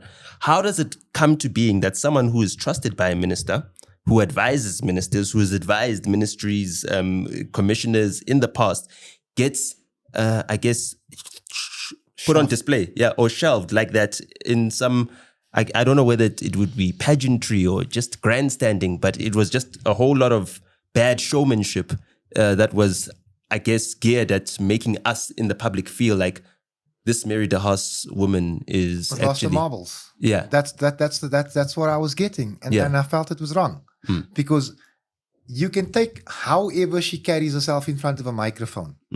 You could have looked at her paperwork. But she's not on trial as well. 100%. She's not the person that has committed whatever crime is being investigated. She's not the reason for the ad hoc committee in the first place. So why must she be given such hostile treatment if we can benefit from what she has to submit? You would have noticed that she refused to name a source. She said, I'm not going to compromise people. People get killed. Did you see every political party come after her? When General Mkwanazi said, I'm not naming this person. I'm not naming this cartel. She said, okay, General, no, thank you very much. Thank you very much for coming. We are blessed to have you here today. We understand. Do you get me? I don't want to call it a setup because I like some of the people in there. Not all of them. But it's just beginning to look fishy, man. To me, it's beginning to look fishy. And the way this man is not being scrutinized. Do you know, I was more active than Mkwanazi in KZN during the 2021 riots. Even Sihle Zigalala was more active. I saw him throwing slaps and stuff like that. I swear to you, it's on social media if you doubt me. I have two friends, Ronaldo and Peter. And the three of us packed an Isuzu bakkie and the biggest trailer we could find. We overloaded that thing to the point where you couldn't drive past 80 kilometers an hour. 81 kilometers an hour, it starts shaking. We drove 32 hours to Wentworth in Durban to distribute food, baby formula, adult diapers. We put a couple of packets of cartons of cigarettes also in there for some people that we like, because cigarettes were almost banned at the time. Only for me to find out that the provincial commissioner from KZN, he went on leave when his province needed him most. But he said that there His were wife was ministers. Well, and there were also ministers that was giving calling birth, him. right? I don't know what was happening with him, but he was unavailable at certain points in time. And he also said that there were ministers that were calling him to come back on duty to protect some of their assets or some of their business interests, some of their liquor stores and distribution centers. So I ask you again, does General Mkwanazi need a crash course on right and wrong? Because I'll put the phone down in that minister's face right there. Because I don't have time to play security. I'm a policeman. But that's what he said he did. He said he refused to follow those instructions. Oh, then I must have missed that part. But what I'm saying is the man was on leave. Now, you know what? KZN was a war zone. I saw it with my own eyes. I saw bodies in the streets. In a time of war, that province needed its general.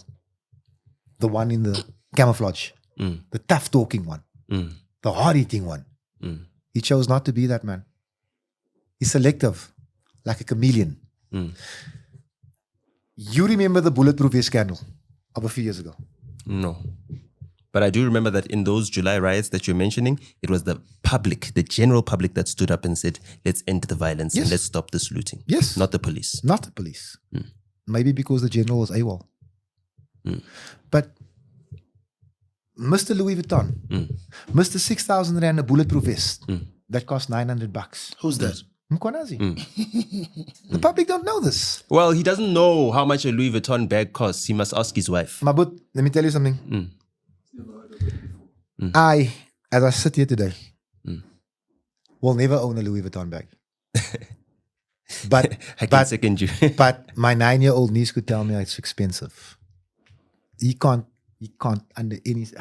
Again, it wasn't scrutinized. Well, At the ad hoc, look. they didn't ask him, General, are you sure you've never heard of Louis Vuitton? Look, Are you sure you. forget knowing Louis Vuitton, right? They're one of the most expensive brands in the world. KZN has got a port. Counterfeit goods are one of the biggest things that SARS is tracking. As a police commissioner, you need to know what a Louis Vuitton is. Just like the Gauteng police commissioner needs to also know the difference between a Chevy Bakkie and a NP200. In 98, was it 98 or 99? Thabo Mbeki asked, what is stick? And the country went into shock. The president doesn't know what the most popular drug in the country is. Now, our police commissioner doesn't know what the most popular bag in the world is. A married man doesn't know what So by the most way I expensive look bag at it, is. based on everything you've explained, me as a layman person in the street, this looks like factions in the police leadership. What does that connect to? Does that connect to politics, presidency? And what's the main agenda? Or these are just generals fighting amongst each other No, sir. for positions? No, sir. Why do you think General Mkwanazi is portrayed as a hero to the public? Do you think he's being portrayed? Okay, so let me start at the beginning. I don't believe that this is about this. There are factions in the South African police service. There will always be factions. There were Yeah. factions before '94. Yeah. There will be factions long after we're dead. But I do believe that a concerted effort is being made here to collapse the South African police services. Look at the appointments. Police commissioners without credentials. Brigadiers from BMW. Look, just follow the trend here. Criminality cannot flourish without the buy-in of top managements of SAPS. That's a fact. You can't have a Marikana happen if you don't have Ria Pierre put in with no police experience as commissioner, right? 200%. So what I'm saying is that I don't even believe that this is just the result of an internal war. The war is there. It's clear to see. However, I think there's a bigger thing at play. I think the cartels Mkhwanazi was talking about, the ones that I believe that he's imagining, because I tell you now, they can't produce an ounce of paperwork to show us that there was an investigation. So you're saying he's imagining? Are you saying there are no cartels? I'm telling you from where I stand. Imagining or fabricating? Also have a P. Maybe let's take a break now, so we all take a pee break. Sure. Okay, no problem. And then we'll come back.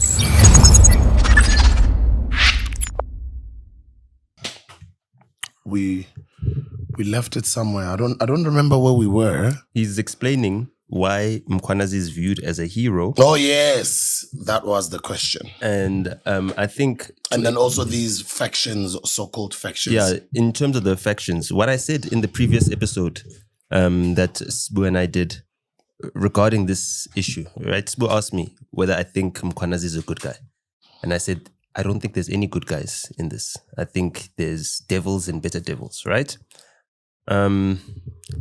With what I've heard you say, it seems like there's devils only, you know, and it's the devils you like and the devils you don't like. So tell us why this Mkhwanazi devil is so well liked. Our country is in a crisis. It's crying out for a hero. It needs its own Malcolm X, I suppose. And I tell you this, Team Mkhwanazi was very slick. Very slick.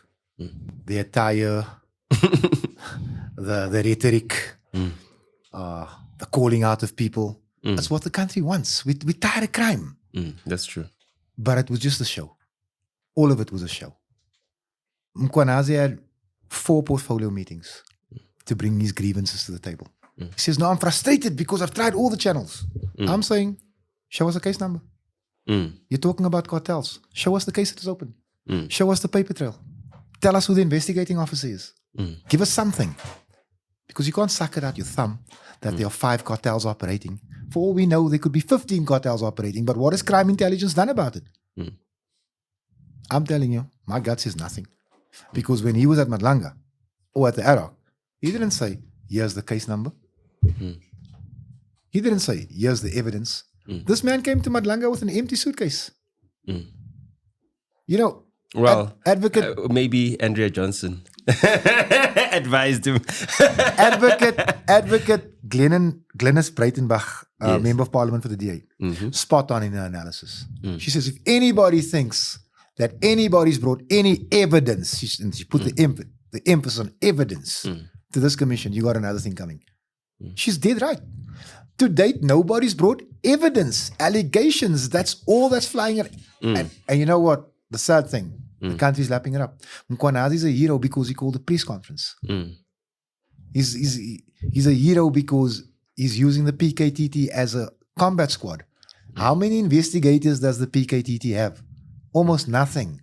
It's battle ready, battle hardened. It's a skop, skiet en donder squadman. Apartheid tactic if you want. So for me, I'm struggling to understand how this man is being sanctified. Because I thought you could only become a saint after you're dead. It boggles the mind. And on the issue of the factions within SAPS, yeah, factions are at war. I don't even think we know who all the factions are. I can tell you this. Criminality, it can't flourish like this without the buy-in of top management. There are good guys in the police service, so I have to believe it. I might not know their names. But on the surface of what we're seeing here, this is a battle of bad against worse. And unfortunately, worse appears to be winning. Are politicians using this situation as a form of laying the ground for the incoming new regime after the elections? Is there in any way that political leaders are using this as a succession battle in politics? Yes, sadly. For the next president? Sadly, yes. Remember, Mkwanazi just called his press conference when political parties were marching in support of the man. Without testing the allegations, without seeing any evidence. People were marching, holding placards.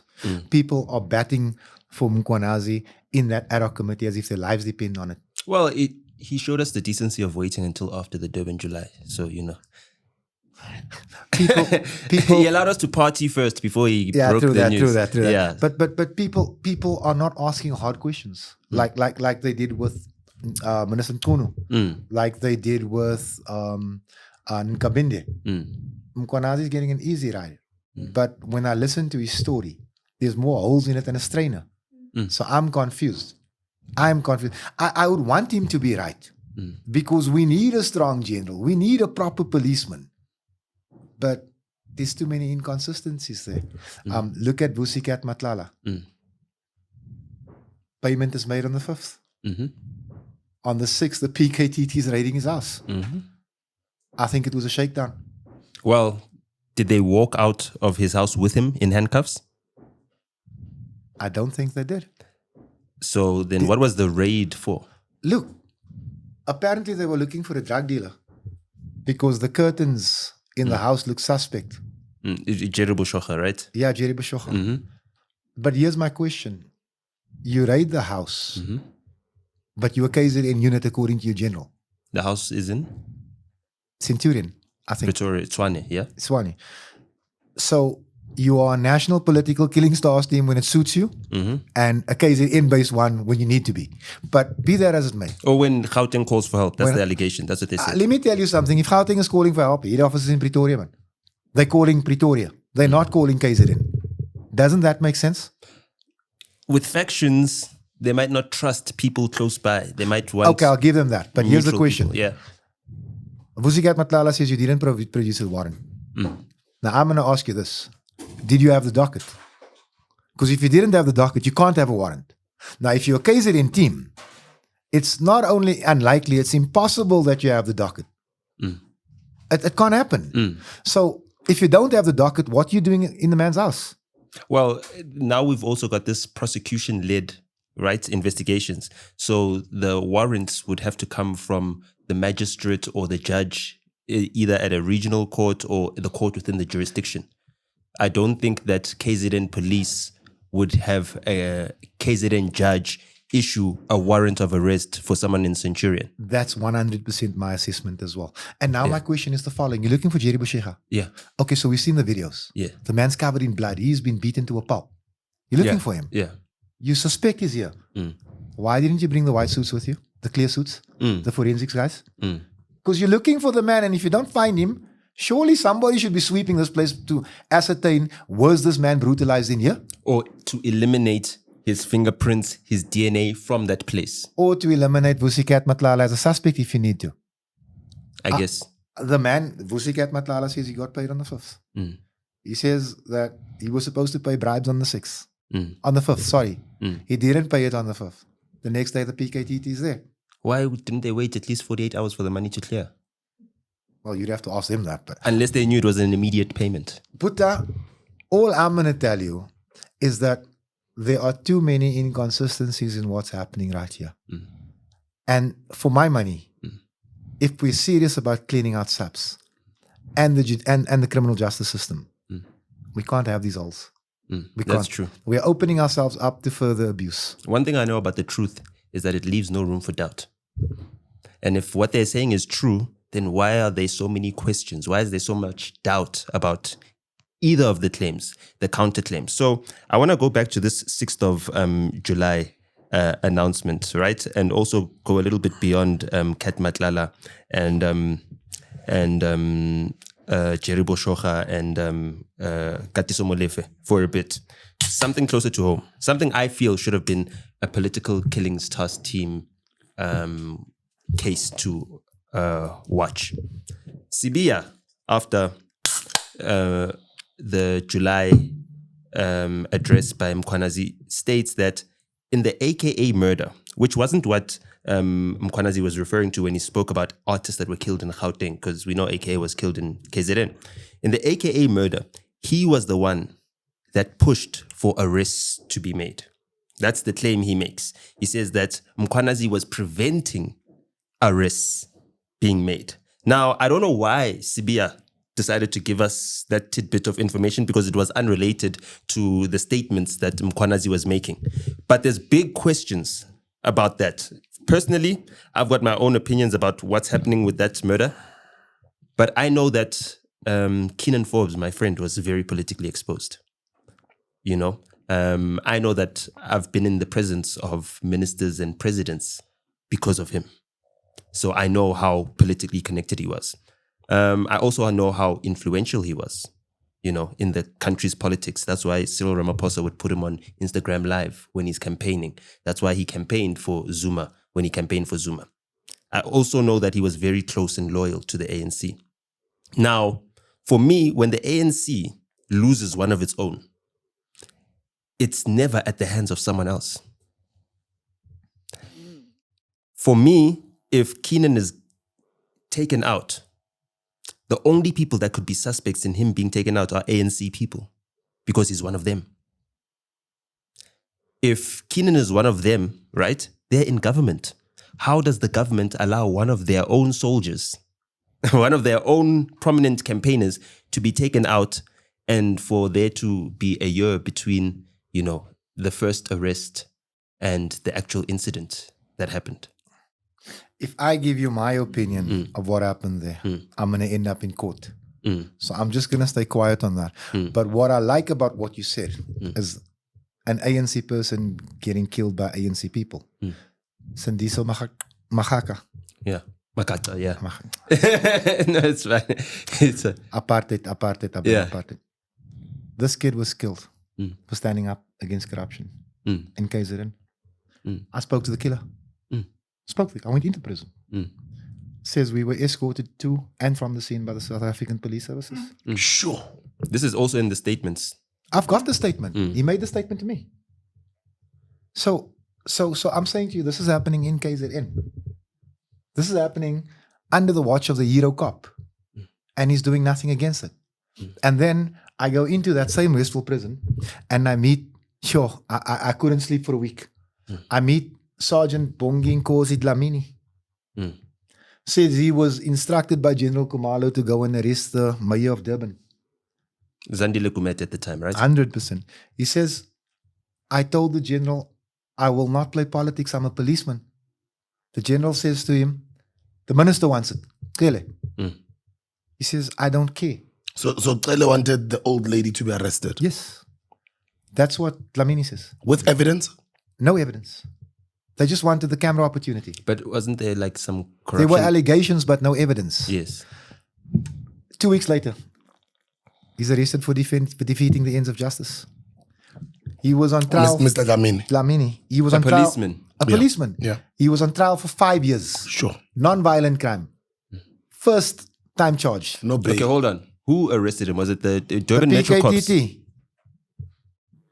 Listen. Not the Durban Metro Cops protecting their mayor. The PKTT. He gets sentenced. He gets found guilty. The judge quotes case law. The advocate objects and says this case law doesn't exist. It's a hallucination. He gets found guilty anyway. This is what we're dealing with, gentlemen. We are dealing with people who appear to have compromised so much of this country. Judges, prosecutors, you name it, it's there. It's like a movie. And I'm going to tell you, It is a movie. it ends badly for so many people. You think that, I forgot his name, that's how many people get killed here. That guy in Gauteng that was killed. The You DJ. think- No, the witness D.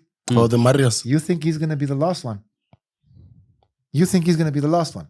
I've got my own theory about what happened here. Well, no one has been arrested and it's been 3 weeks, 4 weeks. You've got your since- own theory about what happened there. What is it? Let me tell you Sorry something. about that note. This man is speaking, but he's not speaking about what was mentioned at the press conference. He's speaking in a totally different direction. He's speaking against Julius Mkhwanazi. Julius Mkhwanazi is not going to have that man shot. He might as well walk himself to the magistrate's court afterwards. He's not going to have that man shot. That man was shot by people who wanted to send a message to the rest of us. Yes, that's what I believe as well. The fact that he's white makes it even better. Because it's going to cause national news. You see, if one of us gets taken out, it's happening. They chose their target. They sent a message. But not all of us are afraid. Now, I'm going to tell you something. And why I supported Minister Mkuno. How can we spend all this money on a task team investigating 56 murders? Hundreds of millions. And then on the Cape Flats, I've got the AGU, the anti-gang unit, investigating 3,000 murders a year with a 7 million rand budget. 7 million rand. These people don't have proper cars. They don't have proper laptops. They don't get airtime. They don't get accommodation. They get absolutely, excuse my language, fuck all. And they don't even get some advocacy from Mkhwanazi, who's always talking about how budgets are short. Puta, go and ask him what the budget for KZN looks like as we stand here today. It's shot. The budget is gone. So what I'm saying is, in terms, forget politics, of humanity. A life is a life and a murder is a murder. But you want to spend everything on 56 murders over there while you overlook the killing of 3,000 colored boys in the Cape Flats. 7 million rand, is that what we're worth? And it's for this reason that I stood up and I said, no. Minister, I think you're right. And I don't care about politics. I don't care how many voters we lose. I didn't come here to Joburg or to Parliament for camera opportunity. You're hurtful. Puta, I'm past that. I'm past that. So, if the minister feels that this political killing task team is taking too much resources, and he said it, a lot of those resources can be used in the Cape Flats. As a colored man, you expect me not to support that. As a man living in the Cape Flats where your nephews are dying. As a human being, man. Even so. Let me tell you something. When you see and you read about these kids getting killed in Cape Flats, half the time I know them. Sometimes I saw him last week. The Cape Flats is not a big place. It's not. It's tiny. Everybody knows everybody. Bro, I got cousins killing cousins. I don't know why I'm laughing about it. And we are saying intervention is needed. And I finally get a minister. Because remember, I've been fighting back in 2016. I chased him out of Mitchell's Plain. Because he came there for a fucking photo opportunity when a young girl was shot. I chased him out. So we've been gifted, if you want, with a minister that understands our problem or seems to want to understand the problem. And I got Mkhwanazi coming after this man. You're asking me to make a choice. I'll make my choice. Make my choice every day. I understand he's the most popular person in the country. I understand every political party wants to kiss his ass. I'm saying, go ahead, wet your lips. But is he being truthful? I don't think so. So now the Ministry of Police is in disarray. Do you think that for whatever, I guess, benefit having the political killings task team still active is, it justifies putting the police ministry in such disarray? No. So if the reward itself is just keeping the political killings task team, that's what Mkhwanazi wants, right? From his statements, if we're taking his statements. How is that central to ensuring that there's good policing in South Africa? Just that one unit out of many units. I think he's being selfish. I think he's being condescending. And above all, I think he's being stupid. Now, I can tell you this. If an audit is done into that COVID slush fund, I'll put my head on a block that the political killings task team is receiving funding from there. Totally illegal. But you know what? Many illegal things have been done from that slush fund. Now, I'm going to tell you what I suspect. And the reason why we have a commission and not court cases. I think the ANC has been chowing out of that slush fund for the last 25 years or so. That's what I think. I think heavyweights in the ANC would go down if the truth is revealed. Mm. Remember, when Mandela occupied office, the budget for that slush fund was about 50 million a year. Mm. It's now approaching $1 billion a year. Mm. But they're offering witnesses they're offering informants 3,000 rand reward. Mm. If you give them R1 million worth of drugs, they'll give you 3,000 rand. They call it cost cutting. They're asking people to risk their lives for 3,000 rand. Imagine. When people are being killed, when witnesses are being taken out. And then you ask why they're not getting information. But the money's being spent. So the political killings task team is, as you're saying, possibly drawing money from the police slash fund. Probably. Okay, probably. Okay, well, that's even more assertive. We know of Minister David Mahlobo. He's now Deputy Minister of Water and Sanitation. He went to the Zondo Commission and basically had to testify as to how the money was being moved and why there was a need for a slush fund in the first place. Now, that slush fund was in its own police ministry, right? Or state security ministry, which was outside of the presidency then. David Mahlobo is no longer the minister there in the state security. He's now in water and sanitation, where Senzo Mchunu was prior to him coming into policing. Now, Senzo Mchunu comes into policing, replacing Bheki Cele, once the slush fund and everything that the police do is now in the presidency, along with the state security agency. How does that make sense? Because the state security agency's number one suspect or number one target, they need to watch the president. The state security agency's job is to protect the public from the president's power. That was a sign of a desperate president. It's a man consolidating. He doesn't care about this country. Cyril Ramaphosa is all about Cyril Ramaphosa. That move right there, that was consolidation, Buddha. But let me tell you something. I wonder if I should say this. Say it, bro. Say it. Kulumando. That's my favorite parliamentarian saying. So let me tell you this. That COVID slush fund, it's got farm workers on its book, listed as informants, getting paid. Those farm workers don't know that they're informants.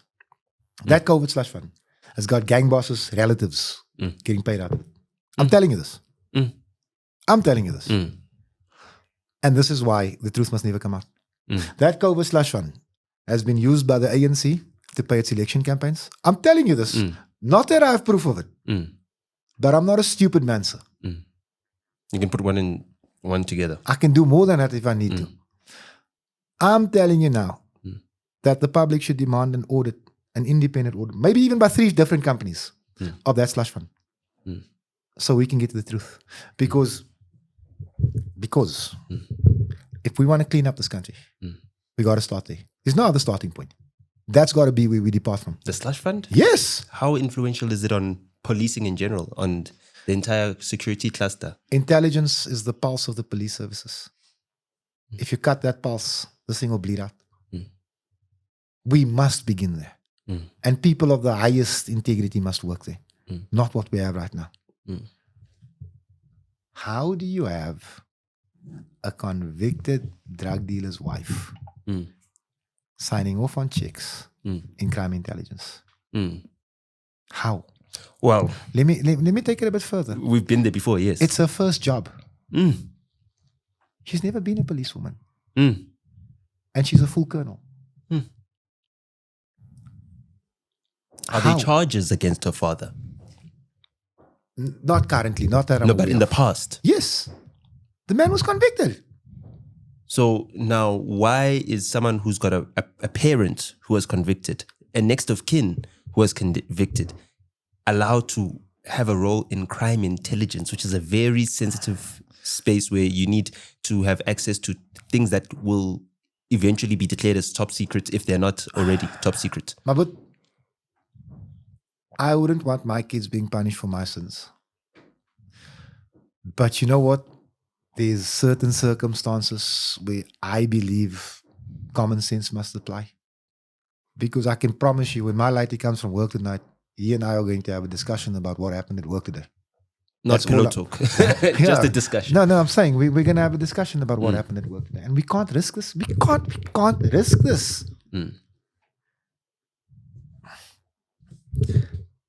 Colonel Prince Louis sold over 20,000 guns In the on Western the Cape Cape. Flats. On the Cape Flats.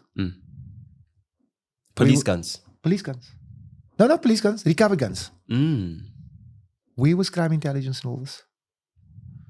Do you understand that there's a standing army on the Cape Flats? There is. And the way they shoot. And SAPS has supplied the firearms. And Fadio, why do they just shoot recklessly? Who buys all these bullets? I mean, I just think, I don't have a gun, but I can just think that if I was looking at the videos that I see from the Cape Flats, the way they just shoot, like, what is the budget that they have to just fire guns It's like unlimited. that? How does it become unlimited? Where do they get the money? The budget's They're in the Cape Flats. So why don't they move to Bishop's Court? Let me tell you something. They got money for so many bullets. Let me tell you something. The drug industry is probably the most lucrative in the country, if not in the world. In South Africa. Yeah, if not in the world. We are not talking about the drug dealers I knew as a lightie that drove Valiants. We're talking about a totally different generation here. A lot of these guys stay right there where they used to live because that's where they're safe. That's where they're untouchable. We can't beat this thing with what we have. And if we don't beat this thing, we're going to continue to bury young boys at the rate that, the colored male has the shortest life expectancy in this country. And that's not because of HIV/AIDS. No, it's not because of disease. It's because of gun violence. And I'm being told that I must shut up about it because I'm speaking about a man that's popular. I don't care about his popularity. I care about how effective he is. And this man is ineffective. He's statistically the second worst performing police provincial commissioner in the country. But he's calling the shots. He's acting like the spokesman for the South African police force. And why is this not being presented at the committee that you sit in? I'm coming. I've been asked to appear before Madlanga. Not Madlanga, in the committee that you sit in, which is chaired by My Ian brother, Cameron. let me tell you something. So you are coming to the Madlanga I'm coming Commission? to Madlanga. Okay. Bro, I'm coming to Madlanga. Sorry for disturbing you. When? I'm about that. going to send in my presentation on the 13th. Okay. And then I'll wait for the date like everyone else. Okay. Look, when they established the ad hoc committee, the first thing Ian Cameron did is he put up a motion that was it Ian Cameron? I know it was the DA, that Honorable Adams cannot be a member of this portfolio, of this ad hoc committee because he is the complainant in the case. I said, cool. I'm not going to fight you. I am the complainant. That's great. But then Glynis Breitenbach is accused of doing the same thing that I did. And the DA doesn't have this, they don't have a stance on it. In fact, Julius Malema did raise that you've been excluded, yet Diane Kohler-Barnard was included. Diane Kohler-Barnard, Yes, sorry, yes. not No, Glynis, no sorry, problem. Glynis, sorry, Glynis. So, they all look, not they all look the same. No, I didn't. I can't tell which That's one it was. That's why you can't have your own platform. so what happens is Adams can't be on the ad hoc, but Diane Kohler-Barnard can be. Now, I'm not going to call it white privilege, but it is suspicious. She's blonde, maybe. No, but There's blonde you see, privilege. what's at play here? How I see it is the DA protecting the ANC. They might as well be one party. The person that knows more about this specific incident than anything else, you don't want him in the committee, but we're on a fact-finding mission. Make it make sense. Now, We're on a fact-hiding mission, fact-hiding mission. I guess. Now, to make it even more interesting, the person bringing the motion that I must not be on this committee is the same man that tried to mute me when I was trying to get to Masimola about the purchase of the hotels. Ian Cameron, the man who screamed at Bekele. So I don't know how you go from that to this. I don't know. Maybe one day you'll tell me. Maybe you think the appointment of Ian Cameron was to spite Peggy Tsele? To show him what we can do. We can show you the middle finger. This man can turn around and be your boss. The same man you were shouting at a few years ago. I don't know. I don't know what the thought process was. I can tell you this much. Schikkeling or Kohler-Barnard or Breitenbach, if you wanted a DA person, would have been a better fit because they've been there before. They understand the committee. These decisions that were made in the 6th Parliament that they would have insight into. Cameron and I don't have that. So I don't know what's at play. And you know what? I don't care. It's DA politics. It's got nothing to do with me. But what we're here for is the cleanup of the service. The return of safety and security. South Africans are not, we are not greedy people, man. But why are you and Ian Cameron seemingly on opposing ends when both of you claim to be fighting to eradicate crime in Cape Town, especially in the Cape Flats? You know, You want to get me started? I'm just saying, I mean, can when get Ian on the Cameron table, goes it's into the fine, Cape Flats, he gets a brick thrown through his window. He has to fire his gun. You seem to be able to get in and out of the Cape Flats, you know, pretty fine. Boss, I'll as walk well. on the Cape Flats and they stop shooting. These levels. How is he then able to stop you from talking? No, let me tell you something. Maybe the man wants to see a clean Cape Flats. Maybe, I don't know. But what I can tell you, he's not lost a single relative. Yeah, that's your time. He's not lost a single relative in the last 20 years. He probably didn't know any one of his boys dying. He's probably never buried any of these boys. We are not the same. You know, I'm tired of being spoken to. If you understand what I'm saying. I'm tired. You don't see me walking in Paul, embracing the farmers, telling them what a fucking fantastic job they're doing. You know why? It's not my business. My business is colored suffering. Suffering, but you know what? If I'm going to magnify it, the suffering in my front door. So I don't feel as if Ian Cameron is fishing in my pool or anything. All I'm saying is I stick to what I'm good at, man. And we are not activists anymore. We're members of parliament now. Now, it's time for Ian Cameron to admit that he doesn't know what the hell's happening. If you understand what I mean. What's that? Is it Klein Dal Yusufat, the stadium there in Paul, as you enter? Yeah. As you come in. Yeah. Like on the same road as Victor Verster Yes. prison. And that same, I only see colored boys playing there. I don't see the Paul Rus bus ever parking there.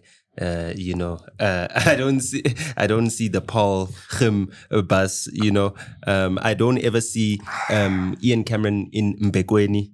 I think he stops. He drives straight past it, straight to Wellington. You know, so all of those things, right, makes it really weird that he would chair the committee that he's chairing. Right, it just makes it really weird for me, right? And him being inexperienced within the DA caucus, right? He's a new member of parliament for the DA, makes it very strange for him to chair a committee. And then when I see his statements, his comments, right, almost the complete opposite of what he was saying before he entered parliament. You know, it makes me very, very suspicious that there's been some co-option that has happened. Let me tell you something. There are very few inside of those hallowed halls that have remained consistent. I'm proud to be one of them. Okay. The other thing I want to tell you. I received a call from a businessman in Cape Town. He said to me, I have information for you, but I don't want to play politics. Can you get Ian Cameron to the table? We've just been sworn in. We're waiting for our first paychecks. So, you know what?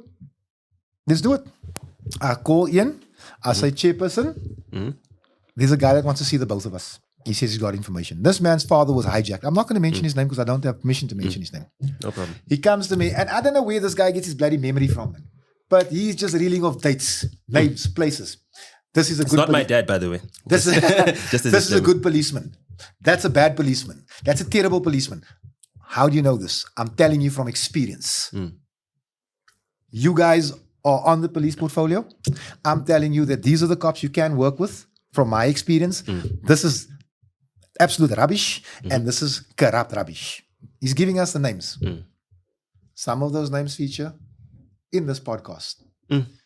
Ask Ian Cameron what he did with any of that. Nothing. But how could he do something with that when his own fellow MP or former fellow MP, Malusi Boy, was then under arrest? You know, there were questions about the complicity of JP Smith in that So as well. when am I getting my flowers for that?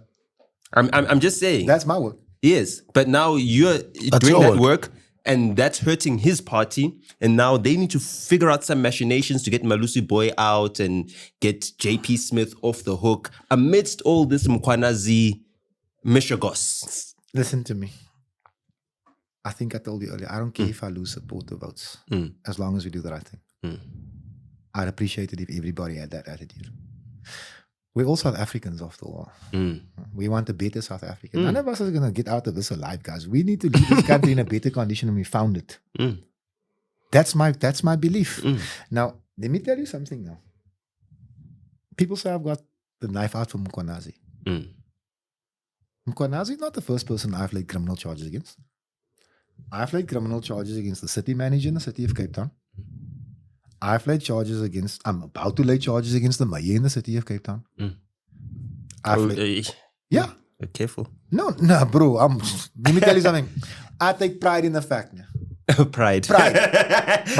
What kind of My pride? grandfather would have been so proud of me. These white people are scared of me. I walk into the Civic and they shut the doors just roll like it's a terrorist outside. I don't know if my first name's got something to do with it or anything, but these people are scared of me. And who else are you laying charges against? Why? Do you think you're related to the Hoja? He's terrorized more whites on the Western Cape than anybody I know. Who else are you laying charges I'm against? laying charges. Well, not I, we are laying charges. Yeah. Against the entire management in the city of Cape Town for over 600 million rands worth of fraud that they've covered up collectively. From the mayor to the city manager, to the speaker, to the CFO, and we have all of the proof. Now, we were thinking about laying it what was it, 2 weeks ago? And I said, no, man, you don't waste good whiskey. People are on holiday. Let's do it in the new year. Yeah. Let them have a Merry Christmas. Let's start 2026 properly. We are not about chasing down Mkwanazi. We are trying to, you know what, in politics it's impossible to do the right thing all the time. It's impossible. But you try to stick to your line, stick as closely to your line as you can. And that way you'll do okay. I've got no dream of being a two-term MP. None. I don't want it. I don't want to be in parliament. I'll be honest with you. People think I'm here for a salary. I don't want this. I don't want the glare. I don't want the attention. But you got a duty. You got a responsibility. Nobody wanted the job, bruh. Are you serious? Let me tell you something. When there was a need to fight for colored people, there were no voices. When it became apparent that colored people could actually go to parliament, everybody wanted the job. True. What do you think of Gayton McKenzie? Gayton and I are 50-50 aligned. And we see half of the things the same. But there are certain fundamental issues which we will never agree on. Land expropriation. Well, he's not from the Western Cape. I'm sorry, let him continue. Land expropriation. Palestine. The market system. We're never going to agree on that. People want us to work together. I say he's got to change three things. He's got to stop being a capitalist. He's got to agree to land reform, proper land reform, and he's got to change his style on. He doesn't have to change his style on Palestine. He might just revert to his stance on Palestine, because 5 years ago he was berating Muslim people who were voting for the DA because of their support of Israel. So it's not a criticism. People evolve. People evolve. So do pockets. So do No, man. Don't. That's my colored brother, man. You know what I mean? And I know we've been on it for 3 hours. But what I'm saying is, I don't have beef with Gayton. That's true. Like, our politics, we're just not finding each other. No, you showed us on the open chats controversy. Remember that open chats controversy? And you're like, I don't beef with Gayton, but he's a little bit too harsh on the kids. You know, let's have some balance as well. And let's look and introspect on us as colored people. How do our anti-black sentiments now create such things? And I was really happy with your submissions there. You didn't condemn him. You didn't condemn the boys. And you looked... If a man my age was to call you the K word, I'd probably slap him. Those were boys, man. Children. We can always talk to them. We can rehabilitate them. In fact, let his mother go home and slap him. If you understand what I'm saying. People blew that thing out of context. You could have called their parents. 100%. As a minister. But for me, it's a case of, but you must remember, when people went after Gayton for his use of the K word, I was one of the people that said, you can tell me anything about Gayton, but you can't tell me he's a racist. True. And I can only say that because I know it. I'll be honest with you. If he's a racist, then I'm more of a racist. Because he's more in touch with his blackness than I am. So like, you know what? If I got to smack Gayton today, I'm going to smack him today. And if I have to shield him tomorrow, I'll shield him tomorrow. But it's all based on principle. If the principle is right, then we'll agree with it. And if we feel it's wrong, we'll disagree with it. So it's not as if I'm going to agree with Gayton all day, every day. But you know what? If the man is right, then I'll back him. If the man is wrong, I'm more likely to call him and tell him, "Nah, Gayton, man, I'm not happy with that." But I'm not going to go out and condemn the man. You see, and please, guys, don't take this the wrong way. As a colored boy, we got half the country hating us already. We don't need to be hating each other. That's where I find myself. The last one from me, we've just lost a colleague. I used to work with him at YFM and at Urban Brew on television. Your colored brother, Waras. Your thoughts on Waras's loss? Your man's got kids, bro. There was so much of what I disagreed with him. I disagreed with a lot of things he said.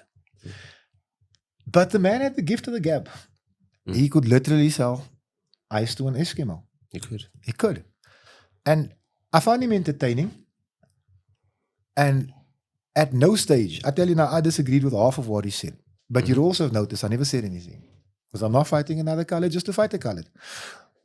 But his death, it's tragic. It was shocking. I mean, he's got small kids, man. Lighties. And because he's got a high profile, people will talk about it. As they should. As they should, yes. But we're not talking about those boys we don't know.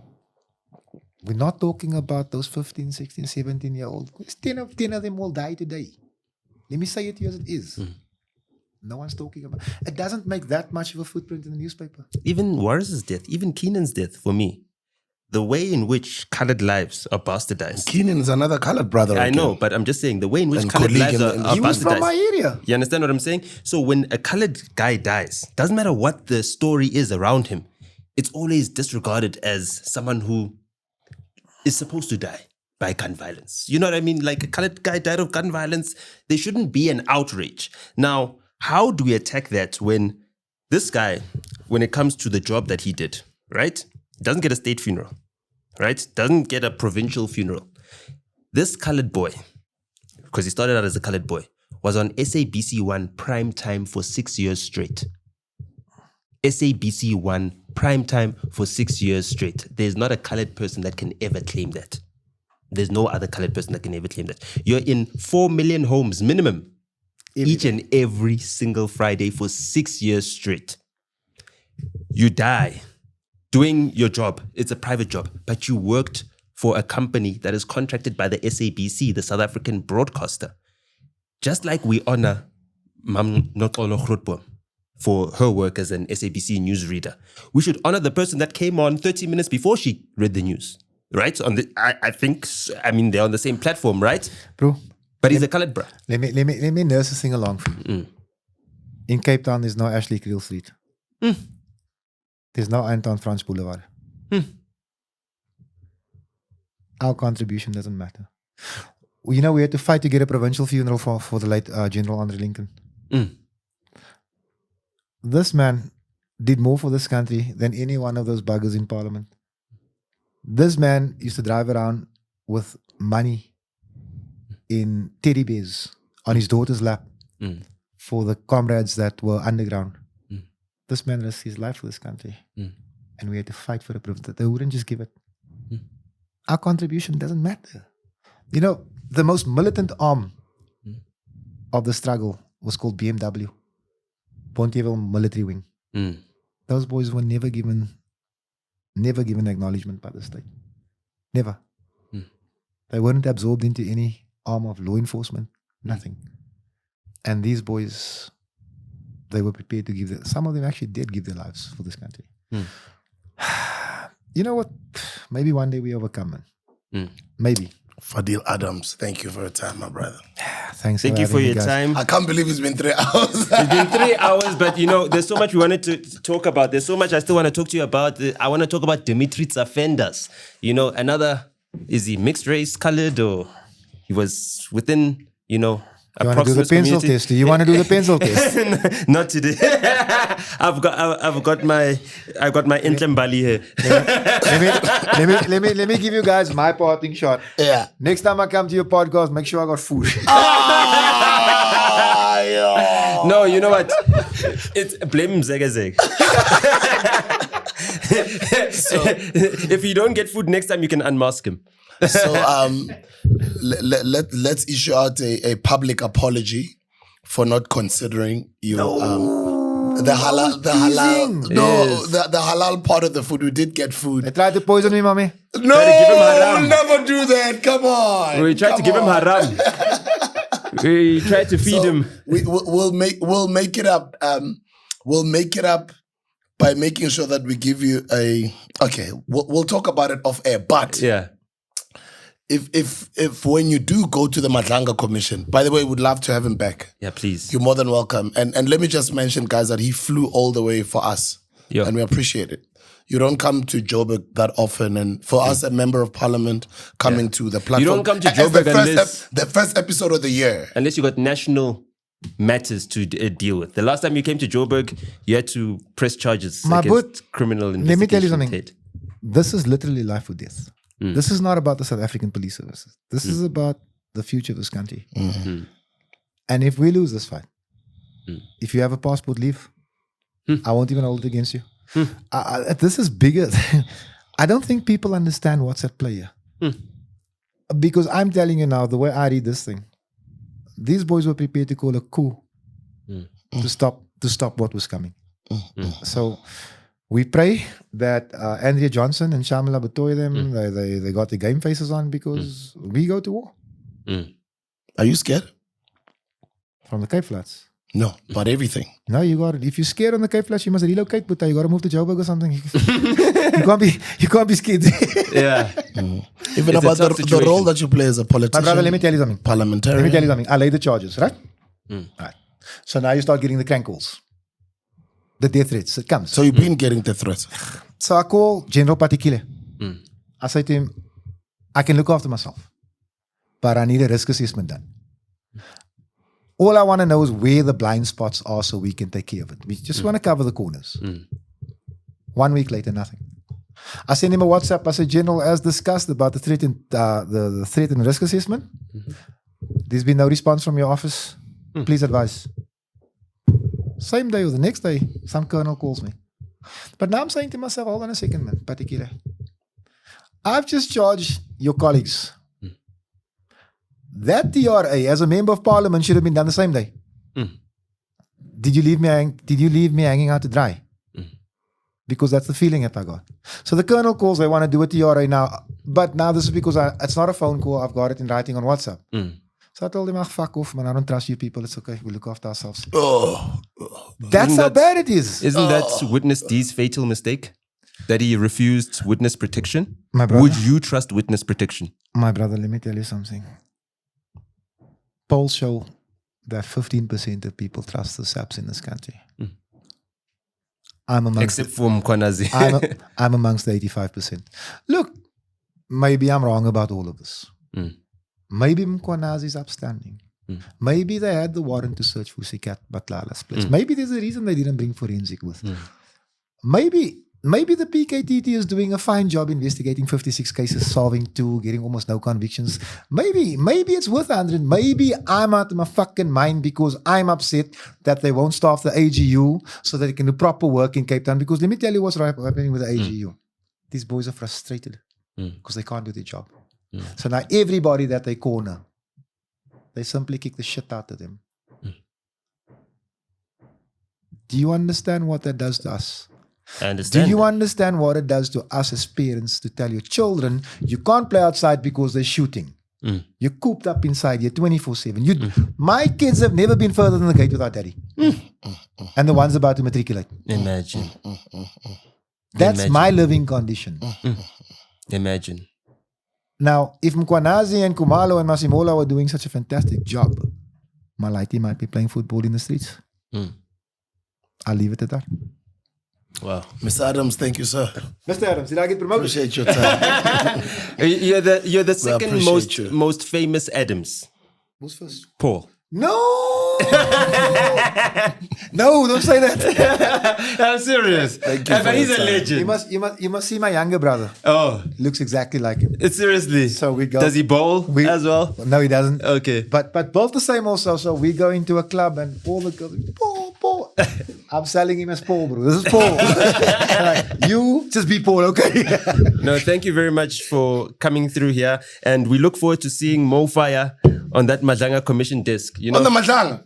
Yeah. Do you think he can do that? I mean, Well, I'm a member- politicians always have international I'm a member of parliament. I can do almost water anything. there, the water there gave Julius Mkhwanazi a lot of problems. So I think... Gentlemen, I got it. I Thank you, sir. Shab, shab. Take it easy, big boss. You mustn't be there when you guys come to Cape Town. Yo. No.